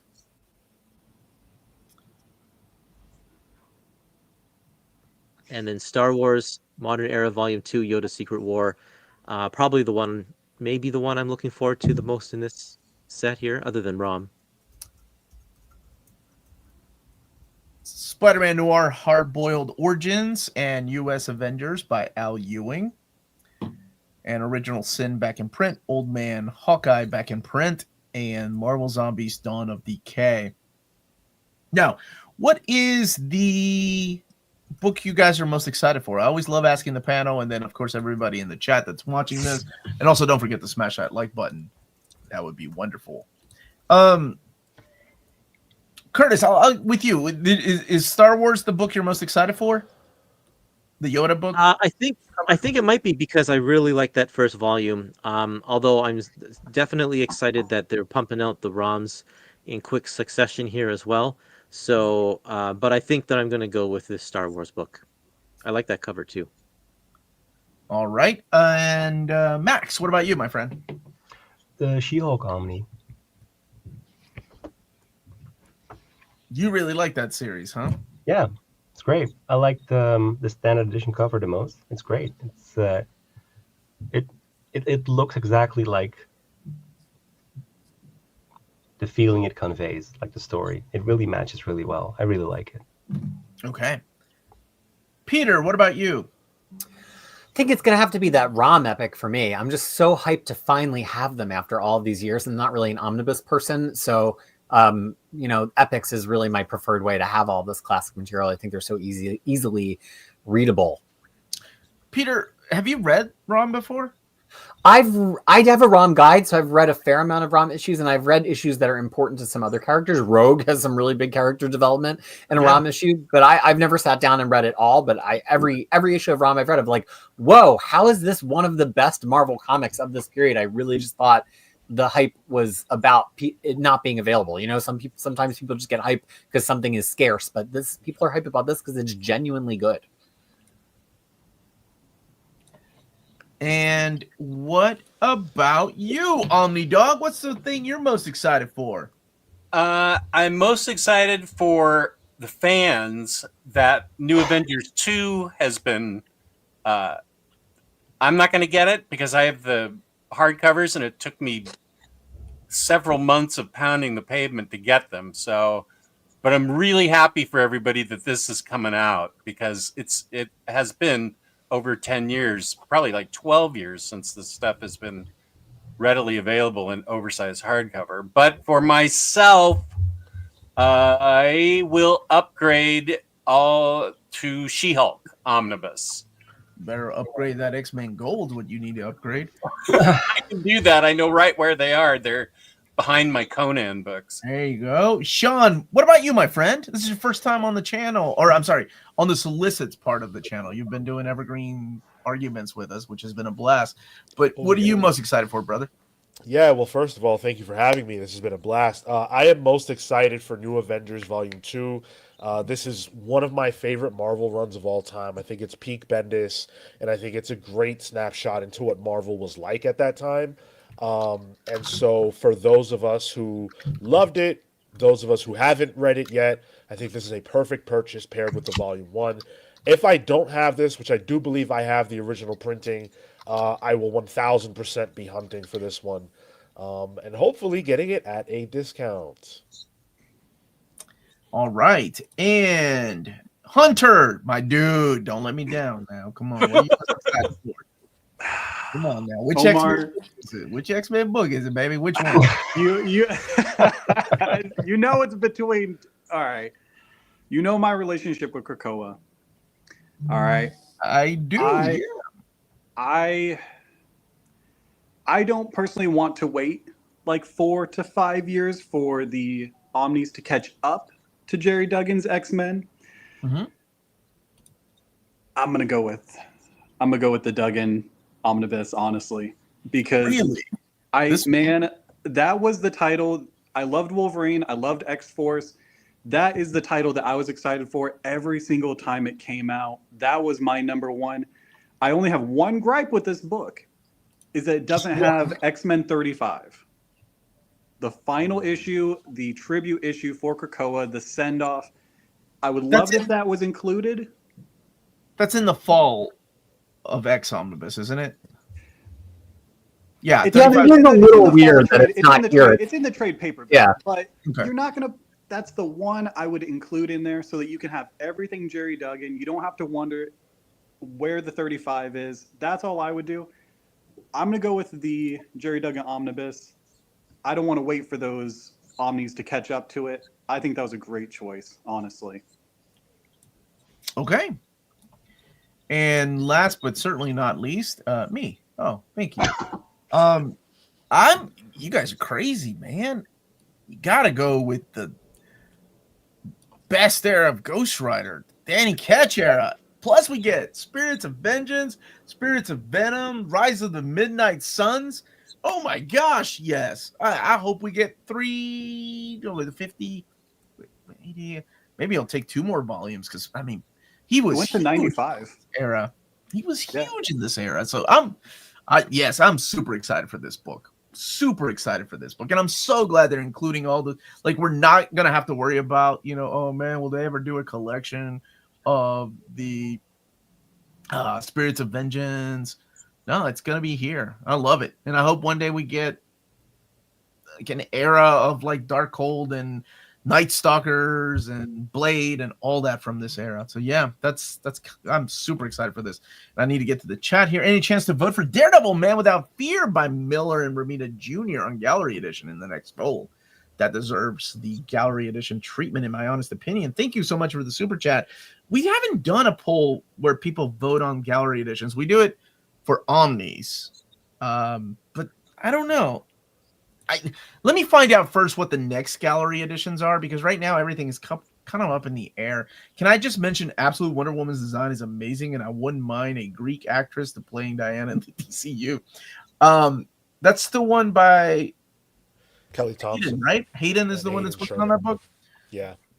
Phenomenal. Hayden Sherman, who's also drawing Batman Dark Patterns, both of which look beautiful. All right, so that's what we're most excited for. What about everybody else? What is everybody else excited for?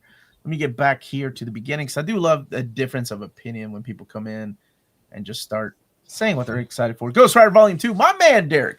Ghost Rider, Fantastic Four Epic. That is all from Phil Owens, of course. Duggan X-Men, FF Epic. Ghost Rider Volume 2 and X-Men by Duggan. I need that. This is your boy, man, Tyler, with the hot takes. Yeah. Need that She-Hulk Omni. Yes, She-Hulk. Yeah. The AVP book, She-Hulk Omni, Danny Ketch, Ghost Rider, New Avengers Volume 2. And I'm on the fence with She-Hulk. How can Jess sell you on it? Let me know. And New Avengers Omni 2, maybe the X-Men Omni, and possibly the She-Hulk Omni. Looking forward to your videos about them. Omar, thank you so much, man. X-Men by Duggan, X-Men by Guggenheim and Uncanny, X-Men Volume 1 by Simone. It would be Volume 2, Mr. Awesome. ROM was amazing. It was. Like, it's no nostalgia for Curtis. I hope he's liking it. I don't usually buy Omnis because of my funds, but Ghost Rider Volume 2 is my pick. I've all the New Avengers and Complete collections. Mine is She-Hulk for me. New Avengers and She-Hulk. ROM for me. And Amazing Spider-Man 8 Deaths. We'll go back to that one. I'm not going back to that one. That's ridiculous. I'm not reading that out loud. Go ahead. Why not? I'm Coward. reading this because I moved on. Spider-Man Spider Society. Any Black Spider-Man Epic collections? Yes, I want more of this era in Omni. Omar doesn't make that X-Men Omni announcement soon. I might burst. But what if it's like something you don't like? Issue 35 of X-Men is a group effort, though, and not written by Duggan solo. Look who's pushing his glasses up, going, actually. Yeah. Yeah. With the attitude. But you follow those characters for so long. Don't you want people to know how it ends? Yeah. I think it should be included. That's just me. I The agree. completionist says it's one of 35. Come on. S.H.I.E.L.D., Uncanny X-Men, and Mystique for me. And as an X-Men completionist, I'm sure I'll begrudgingly get the Guggenheim one eventually. It's where you're going to find gold, man. Gold. Isn't Danny just known for riding away? No, he fights Blackout, Death Watch. No Masterworks this round, but I'm sure that announcement will come soon. Ghost Rider, Danny Ketch, Daredevil, and She-Hulk, good lawyers. Not if them dudes keep breaking out of prison. They're not that good. Danny Ketch is the only correct answer. Nah, man, I've got older folks that like Johnny Blaze. Who's the best? Well, let me ask. Who's the best Ghost Rider? Let's go ahead. Starting from the top. Curtis, take it away. Who's the best Ghost Rider? The Phantom Rider. God, you old asshole. All right, Max, what about you? Ichabod Crane. Okay, I got two idiots on the screen right now. We go 3 for 3? Oh, me? I'll say Robbie Rice. Robbie, right, that guy. Okay, Reyes. never mind. Everybody's entitled to their opinion. Hunter, Blaze. Johnny Blaze, he's the man. All right, what about you, Sean? Who do you like? The Ghost Rider of the World War II era from the current Philip Kennedy Johnson comics. I wish that it would like focus even more on the Ghost Rider. I'm like, enough of like Bucky and Cap. Like the Ghost Rider is so cool. Let's spend more time with him. Totally. I think we might get a solo. Honestly, it's been. I hope so. It's been doing well. I think you would. It's like Hellfire. Oh, Duggan. I could have said Akihiro. What am I doing? I hate that character so much. All right, Jess, who's the best Ghost Rider? Johnny Cash, Ghost Rider in the Sky. All right, everybody, this is where you come for your comic book knowledge. Apparently, people don't understand the assignment. Okay, let me get back to the chat. Didn't all the good stuff going? No, we got some Jim Lee stuff in here, man. Gerry, Duggan, Thor Epic, New Avengers Volume 2. Let's freaking go. When is there another epic for Danny Ketch? I think we've got one coming out in September, October, don't we? ROM Volume 2. That one that's Curtis is holding up. Got to get them all before they get licensed. That's right. Smart guy here. Old man. What are you excited for, Tyler? Your adult diapers shipping from Amazon? She-Hulk. I love the trades, and we'll grab the Omnibus. Cool jacket, Sentinel Prime. Or Sentinel. Sorry about that. Thank you. Lots of good options. Gotta go with X-Men. Spider-Man Noir from me. S.H.I.E.L.D. New Avengers. I was going to say, Warren, you better say New Avengers Omni 2. You've been harping at me for like 5 years. He's been in the chat for years asking for that Omnibus. Better buy 2 copies, one for you and one for your mom, just to make sure we get a volume 3 or whatever they're going to end up calling it. S.H.I.E.L.D. for me. Old Man Omar Omnibus. Okay, I'm going to remember that. Alex Segura is not someone whose work I enjoy. I've read a lot of their independent stuff and a little of their big too. I like their Dick Tracy. Solid. Definitely getting Ghost Rider 2 and reading Volume 1 now. Alien versus Avengers for me all the way. Nothing for me. Where are the Spider-Man epics, Curtis? I've shown Curtis the list. Curtis, we got Spider-Man epics coming? Oh boy, do we. Ooh. Oh boy, do we. So that's one. That's one book.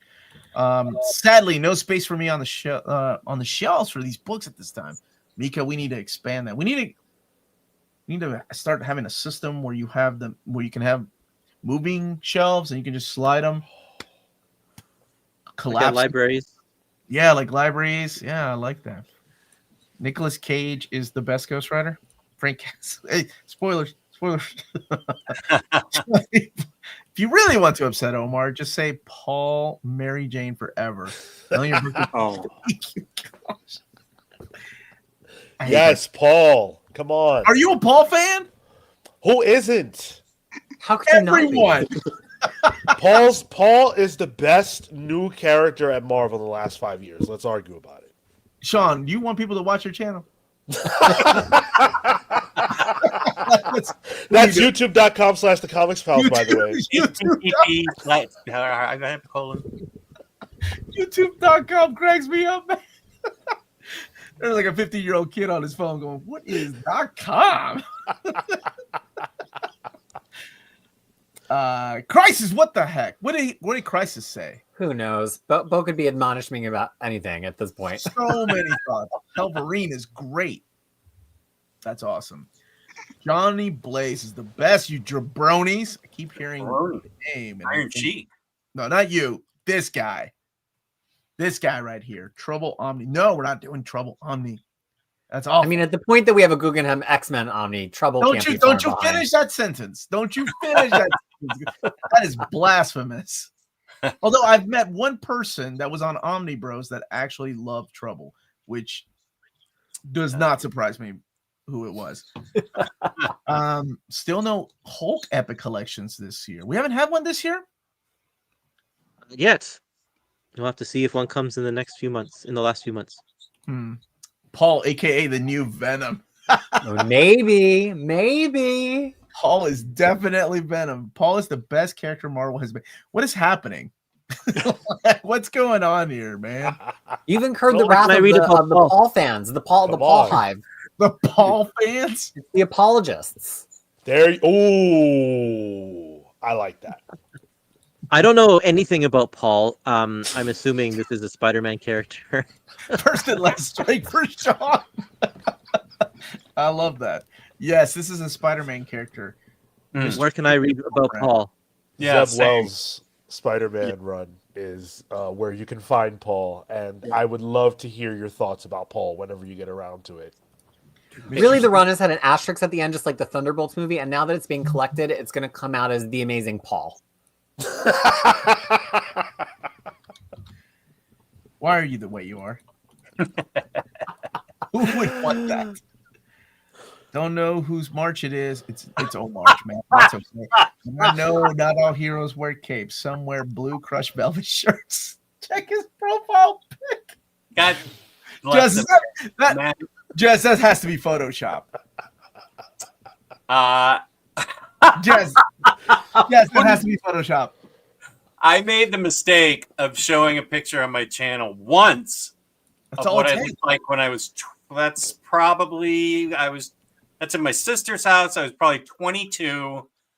I do not remember wearing that shirt that open. I also have a chain around my neck with some type of metal on it. St. That Chris. looks too little for that body. What is going on? Sean is I loving mean, it. it's giving that Logan. is so funny.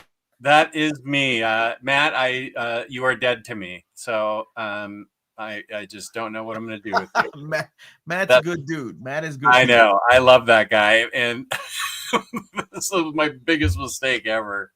Anything on YouTube.com is forever. Yeah. Oh my Get that Sean and Omar, old reader, new reader. Does he get to pick the book or do I? Who gets to pick the book? Oh my God! Wow. Maybe I'll pick the book. You can pick the I'll do book an now. old reader, new reader with Paul, with a Paul story. Yeah, I'd like to know who Paul is also. Let's do it. We can do that.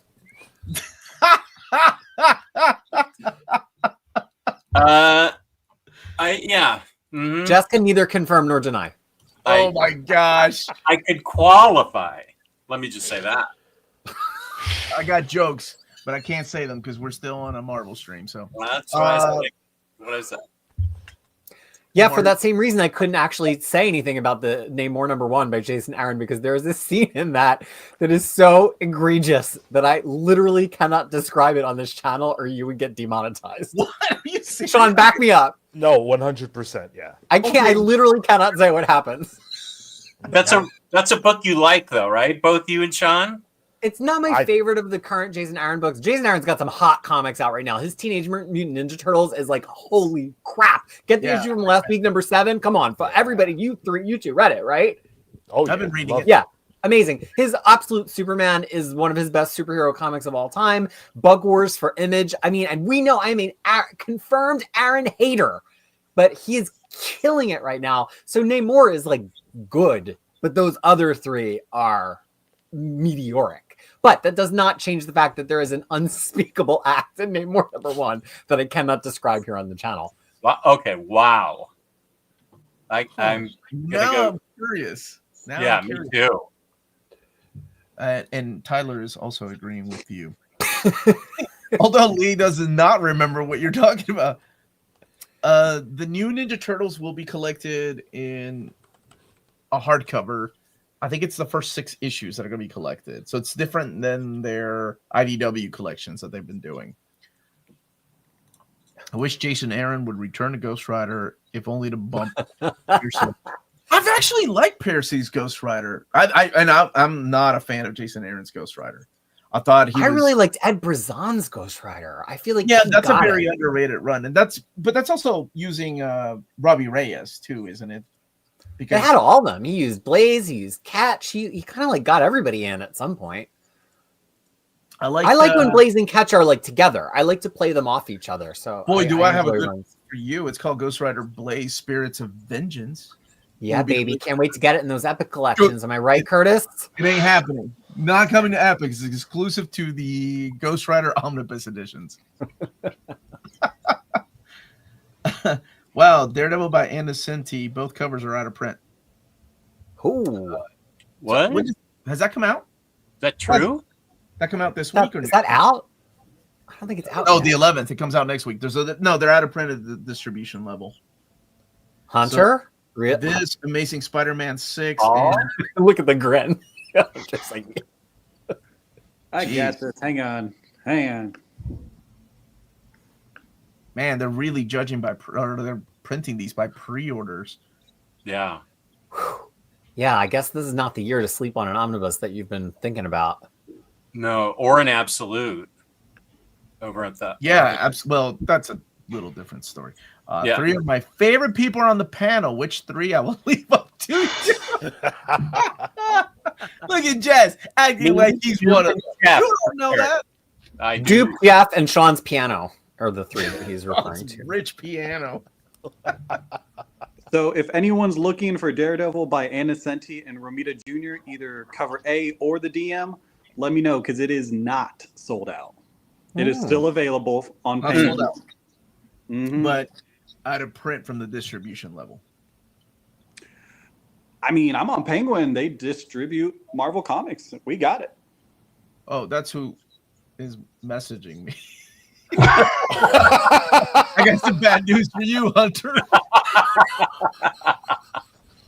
Those orders in before they change the website then. That's amazing. It goes through maintenance. Well, just seems like that's been that pre-order. Yeah, since they're printing closer to pre-orders, that just seems like a really small print run, though. What was the other one? Amazing Spider-Man 6, which I think you can still find places. And then, Daredevil by Zdarsky will be back in April as a small restock, but I think it's just the what's it called? The standard edition, which is it's all they do. Don't forget Cosmic Ghost Rider. Oh, we did. Although he was a fun character. It always kind of puzzles me that Marvel has all of these good Ghost Riders, and yet Ghost Rider is really hard for them to maintain a series. Like, far be it from me to suggest something very toyetic that maybe isn't a good idea. But at this point, we almost could have like a Ghost Rider Corps, but like, not, I don't know, name something about like bikers, a Ghost Rider gang, right? Because there's so many good ones. And I think Sabir Pirzada is trying to do that right now in that Spirit of Vengeance book that only got 6 issues. And it wasn't enough issues to use all of the Ghost Riders. But it's just crazy to me that Marvel always is trying to launch them 1 or 2 at a time, and then their series like peter out after 4 or 6 or 8 issues. When I bet if they put them all in one book, they could make it franchisable. It's just, I don't know. Maybe I don't know anything, but it just seems like people would enjoy that. They could call it Into the Riderverse. No. Oh, please. But that's there's so there weird. 8 just between us. We named all different ones, right? We didn't even name Kushala. Right? Then there's the one from Doctor Strange and the Sorcerer Supreme. Is that Kushala or is that a different one? There's at least 10. At least 10. Vengeance. Oh, Vengeance is my dude. I always like that character. Yeah. So there's a ton. The Benjamin Percy Ghost Rider was really good, I thought. Yeah, I liked it too. Who was it that didn't like it? Peter? I just think that Percy, I'm trying not to always come out and say things are horrible, even though I did hate it. But I think that Percy just leaned on the grimness of it so much that I felt like every issue was kind of like, here's something grim, which were fun on their own. But then when I like binged it, it's just like a lot of the same issue over again. So I guess I don't think that he was bad at Ghost Rider. I just wish at the end there was this big overarching plot, but I just wish that more of the issues did different things. It was very Ghost Rider fights a monster, it's grim, and then he wakes up. And that was like 8 of the issues in the middle. So let me clarify. Amazing Spider-Man Volume 6 is out of print at a distribution level. So if you get your comics from like I think Logan, you're in the UK, right? So if you get them from like Reed Comics or Walt's Comic Shop, whatever they have is all they have left. They can't reorder the book and get more. That's what that means. So whatever your retailer, whatever your local comic book store has, whatever in-stock trades, cheap graphic novels, Walt's Comic Shop, whatever they have, that's all that's left. And the same thing's happening to Daredevil by Nocenti. In case I really thought that book didn't come out until next week. Though I could be wrong. It comes out. It does come out next week. So yeah, I haven't.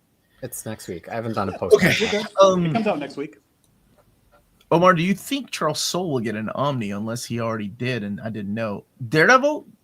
Yeah, he Yes. corrected himself a couple. He means Daredevil. Yeah, it's out of print right now. Such a good read. It Check was. out the Daredevil Evergreen show here on Near Mint Condition from this last week ago today for recommendations of the top 10 Daredevil stories of all time. I think it is our best Daredevil or our best Evergreen list of all time. It was a lot of fun.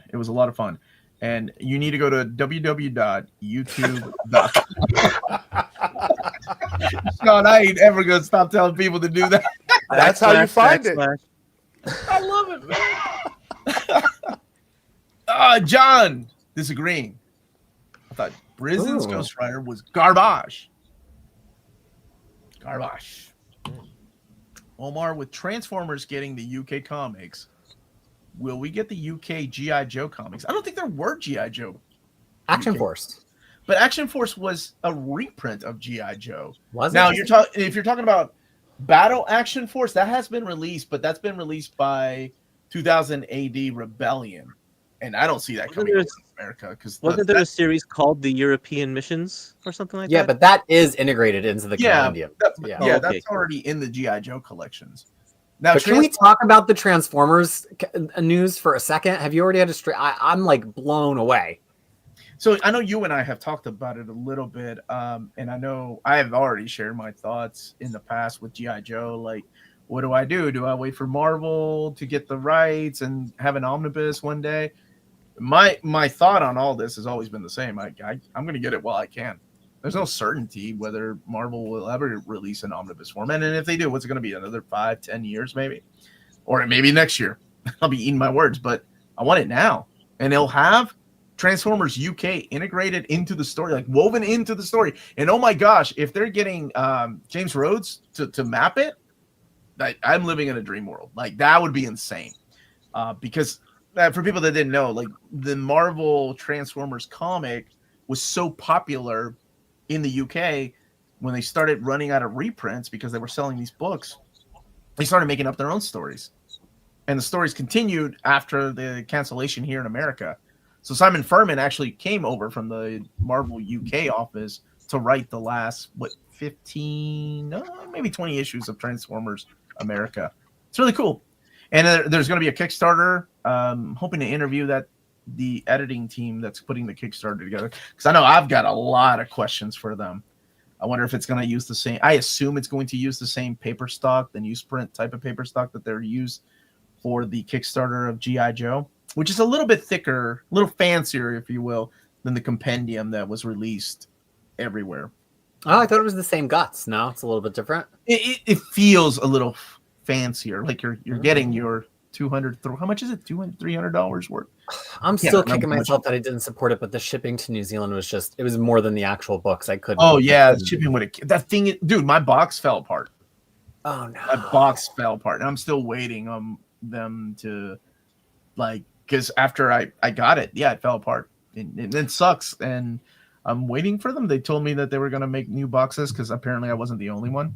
Ain't that G.I. Joe versus Transformers is again not in canon order. Well, I don't know how it's going to be mapped, the G.I. or the Transformers one. Just makes me happy. We're finally going to finish out the UK. I waited decades for Marvel UK or Transformers UK Volume 6 before it got officially canceled. So. Well, it just excites me because I think that Skybound, a lot of these publishers are turning to Kickstarter, and some of them feel like a little bit like they're taking advantage of fan excitement to just give us something very standard, and it really just feels like Skybound is going above and beyond, not only with the presentation of the books but the editorial content. Like this is a map. This is a mapper's dream. Like no comics company ever maps things so well as to say, like, hey, we took all of this stuff, integrated it in the right order, consulted with the original editors. That would be like saying that Marvel is reissuing all of Claremont's Uncanny X-Men with the classic X-Men issues actually put into it. Like that's the level of what we're talking about here. So that's to me the right thing to go to Kickstarter with. Go to Kickstarter with the things that people have been dying for. So it's exciting to me. Now that people have asked me in the past, like if I ever worked at Marvel, what would that would be first order. Actually, you know what? First order of business is hire my friend Peter. That's first order of business. Second order of business is fire him just to show him who's boss. That's right. I ain't messing around. Wow. Got to show my authority around here. But no, I would. Speaking of the Transformers, I think it's such a smart thing for them to do, because this material, the classic Marvel series, has been reprinted numerous times. Yeah. And so what is this company going to do that's going to do something that will make people buy them again, and also make people interested in the UK stuff? Because they did, IDW did 5 volumes of the UK Transformers material and then had to cancel it because people weren't buying it. So by integrating it with the US series, then you'll get the UK fans who will have an opportunity to get this full series, because the fans of the American series will buy the whole thing, and then the numbers will support it. Not just through the Kickstarter. I'm talking about once it hits retail as well. Like it'll be by spreading out the American issues throughout the UK run, you will have, I think, a better return. And I think that this is smart. A lot of these retailers, publishers, are going to Kickstarter now as well, because we found out that Diamond owes them so much money that going through the distributor is not working out for them. So they need to find money, a way to make money somehow, because Diamond was just not paying them hundreds and hundreds of thousands of dollars. That's sad. And with everything else going on too, and adding to that stress, oh my gosh, I can't imagine. So I think we're going to start seeing a lot more publishers heading the route of Kickstarter, and we might even see the big two go that route for these volumes. If what I've said in the past, like future volumes of series don't sell as well as volumes 1 and 2. I mean, we might see some of that stuff in Kickstarter for like a full commitment on something, right? Like a long series. I don't know. Let's see. Is the DC versus Marvel amalgam out of print on a distribution level? Yes, it is officially out of print. I don't know if In Stock Trade still has any left. I think that was the last place that had them. I'm glad I got my copy. Reggie Hudlin? I think that one's next week. Yeah, that one's okay. I think it's not. He's worried. Oh, it's out of print at the distributor. Yeah. I'll check though. The problem with newer Omnis going out of print is because Penguin Random House has ridiculous final core. It's that, and also it's so early on, right? It's so different than what it used to be. We were used to Diamond, and now FOCs are so different. Lay, I don't know anything officially about prices going up due to tariffs. I don't know. Well, a lot of things are still up in the air. And some books, digital floppies, then real trades later. Did we talk about everything? Anything at all that we have not talked about yet? Y'all have any questions for us? Peter, while he's still here? Any idea how badly the price will be affected? Yeah, a lot of people, I'm serious, a lot of things are up in the air right now. And it's not just from the consumer perspective too. It's publishers and retailers. I mean, that's something that concerns everybody. So on my channel, we talk a lot about the big picture comics industry stuff. And one of the things that we've been talking about a lot, and the audience is talking about a lot, is how what's happening in the world is going to affect our hobby. And it sucks because comics don't need another blow. I think in a lot of ways we're still trying to, recover from COVID and things like that. And so we don't need this, but it's important to remember that in order for this to survive, regardless of what else is happening, we have to show up and support. So that's my sort of mentality, first and foremost, is to continue to support. Whether that means you have to drop some books or whatever you have to do, this is what we love. And in order to keep getting it, we have to show the publishers and show the distributors and retailers that we're behind them, regardless. To get even your you opinion. can't get your in-stock trade discount anymore. Yeah, Sean, to get your opinion, where would we find you on the internet? That's a great question, OmniDog, and I appreciate you asking. So if you go to youtube.com/thecomicspals, that is where you can find me live every Saturday at 10:15 a.m. Eastern Standard Time, just so you know. Nice. Thank you so much. YouTube.com. And like the video, please. Everybody like the video. It is going to be interesting where we head from here. We've been through a lot of challenges in the past, and I'm sure more will come. And at the end of the day, we love this hobby. We love collecting and we love reading. So, yeah, they definitely don't need another blow. Did we talk about the DC versus Marvel? I think. Yeah.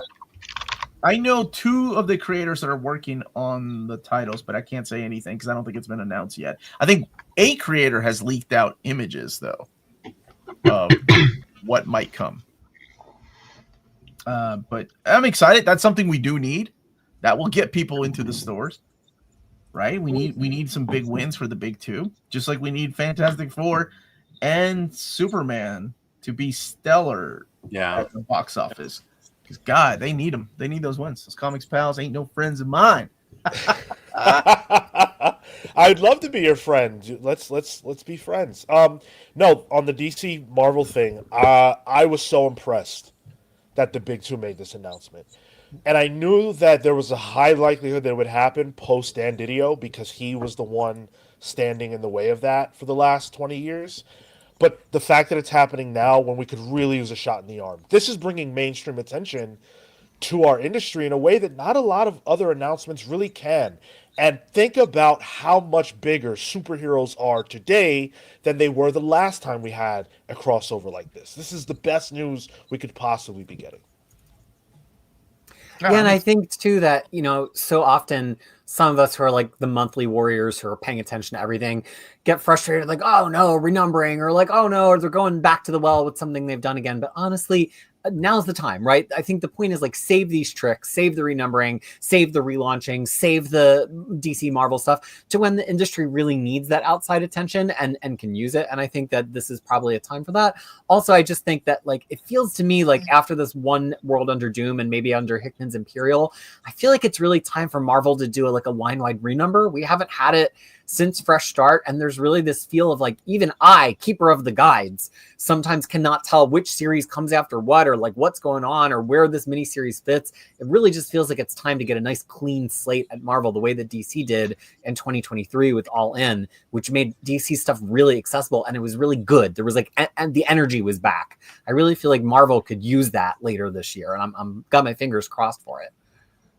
Which you'll never hear me say. Usually I'm like, no renumbering, no new number ones, but it just feels like we've hit a cadence. It's time. Like, let's have a refresh. Let's get some excitement. Cool. What's the longest ongoing title at Marvel right now? Is Spider-Man still keeping? Well, no, that's getting a reboot with Joe Kelly's run, right? Yeah, but right now Spider-Man at 70. What's going to be after Spider-Man? I'm almost tempted to say it's going to be like Immortal Thor at 22. That's crazy. Well, what's Fantastic Four at? That's higher. Oh, like 28? 25. Yeah, I don't know if there's going to be anything over 30 once Spider-Man relaunches. Depends. It depends on if Fantastic Four stays. Let me check. Yeah, Fantastic Four is going to break 30. That I know for sure. Isn't it crazy that we're like, that's a big number?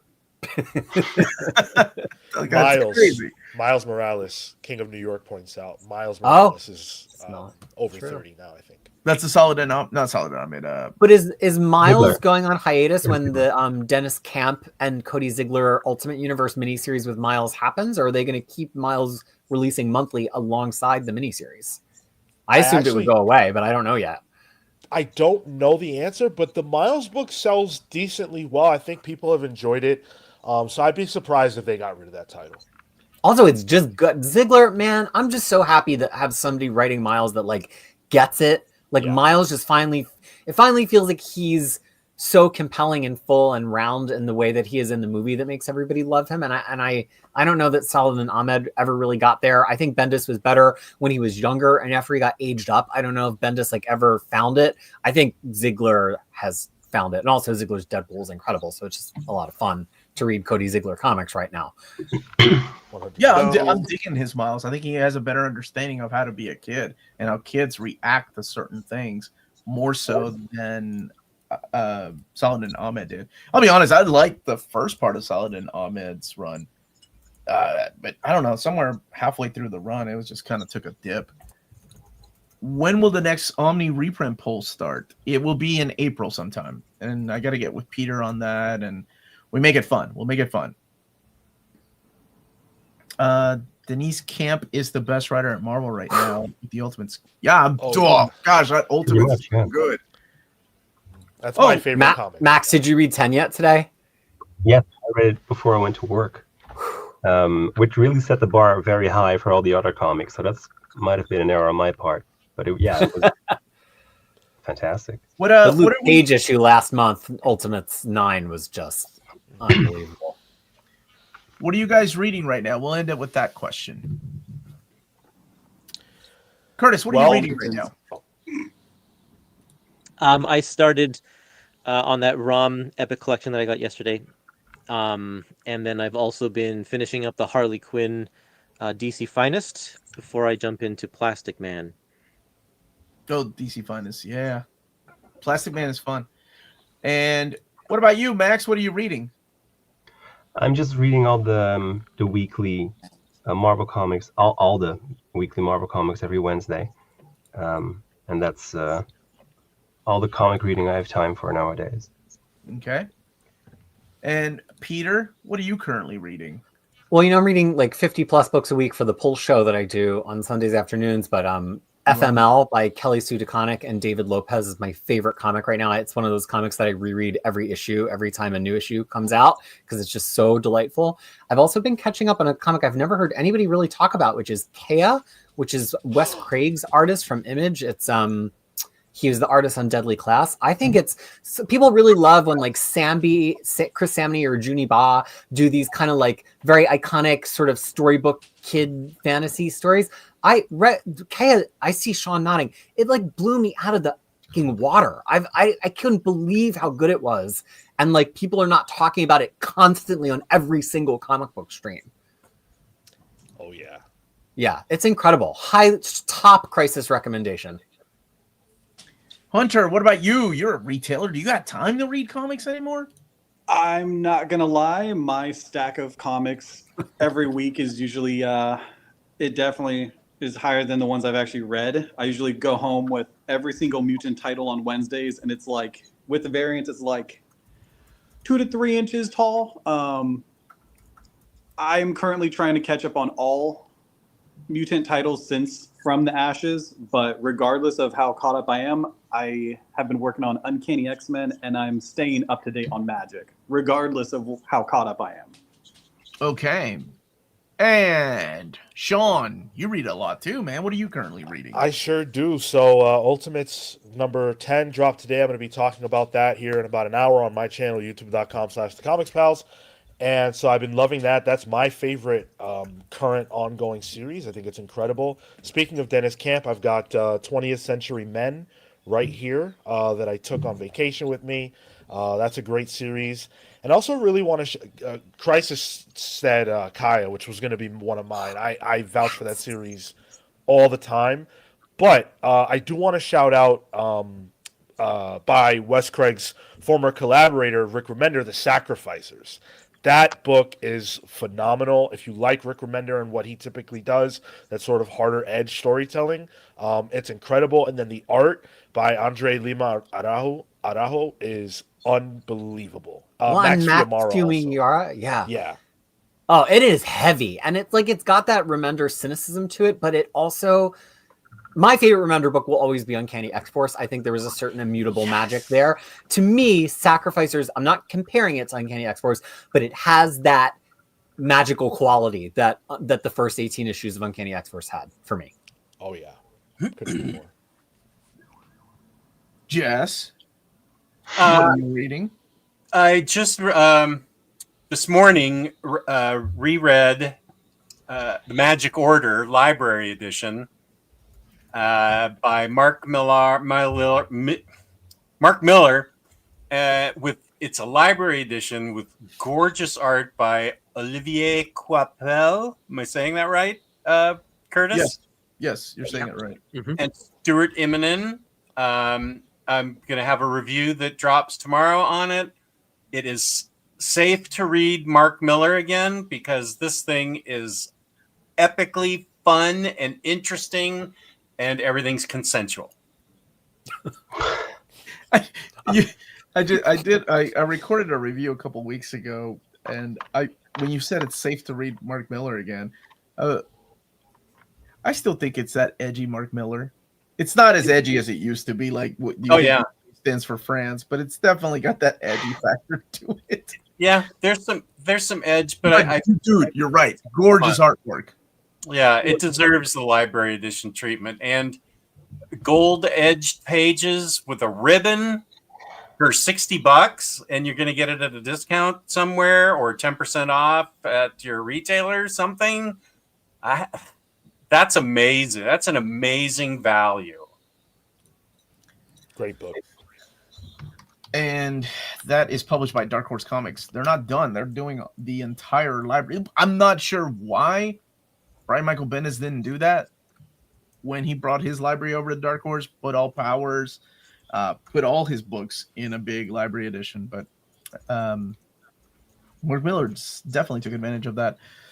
I am reading a bunch of trades for next week. I am reading Wet Moon, which is published by Oni Press. It's a new printing of it, and some Adventure Time comics. Got to do a video on that, and I am wrapping up Web of Spider-Man Omnibus Volume 1.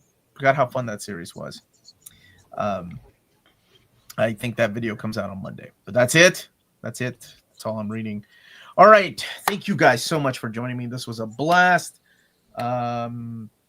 I'm going to let my panel excuse themselves.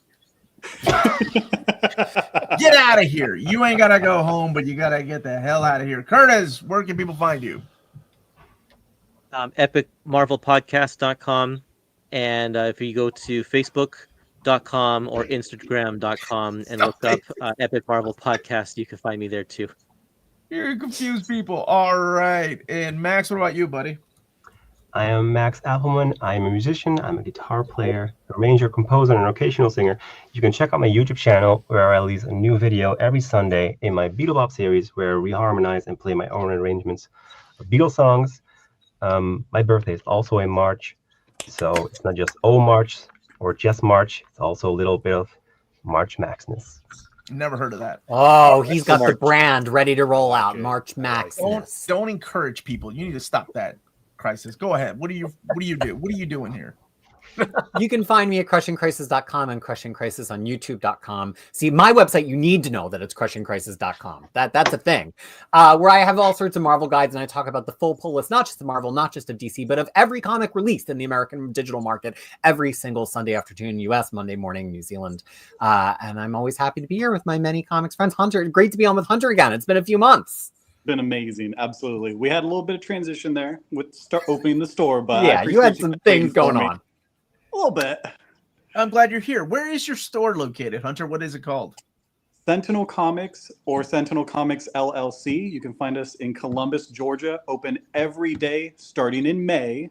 We're closed on Thursdays for now, but actually no, April. Sorry, I was looking at May solicits. April will be open every single day.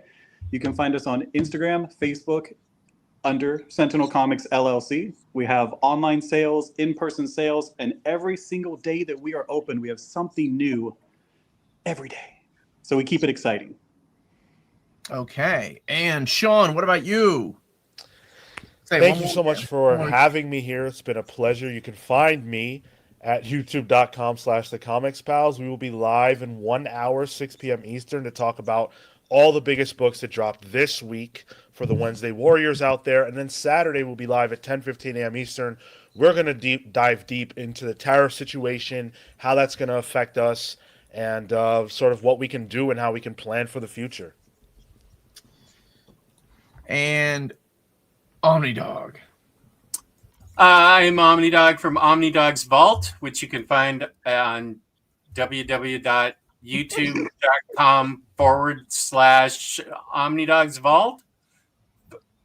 At Omnidog's Vault. There it is. Thank you, James. I appreciate that.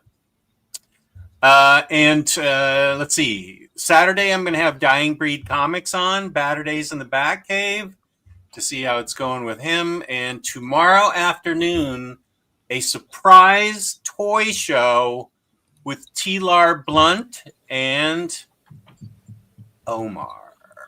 Does Uncanny Omar to you? I just dropped you from the stream. It'll be me and Tyler. Good. I'm going to drop you from your own channel because I'm going to buy the rights to Omnidog's Vault, Dog, and it's going to redirect to near mint condition. Please give my Gmail back. It's still Omnidog's Vault 2. You're holding those other ones hostage. Please release them. But that's it, everybody. Thank you so much for watching. Smash that like button on the way out. Check out cheapgraphicnovels.com. That is our sponsor here in America.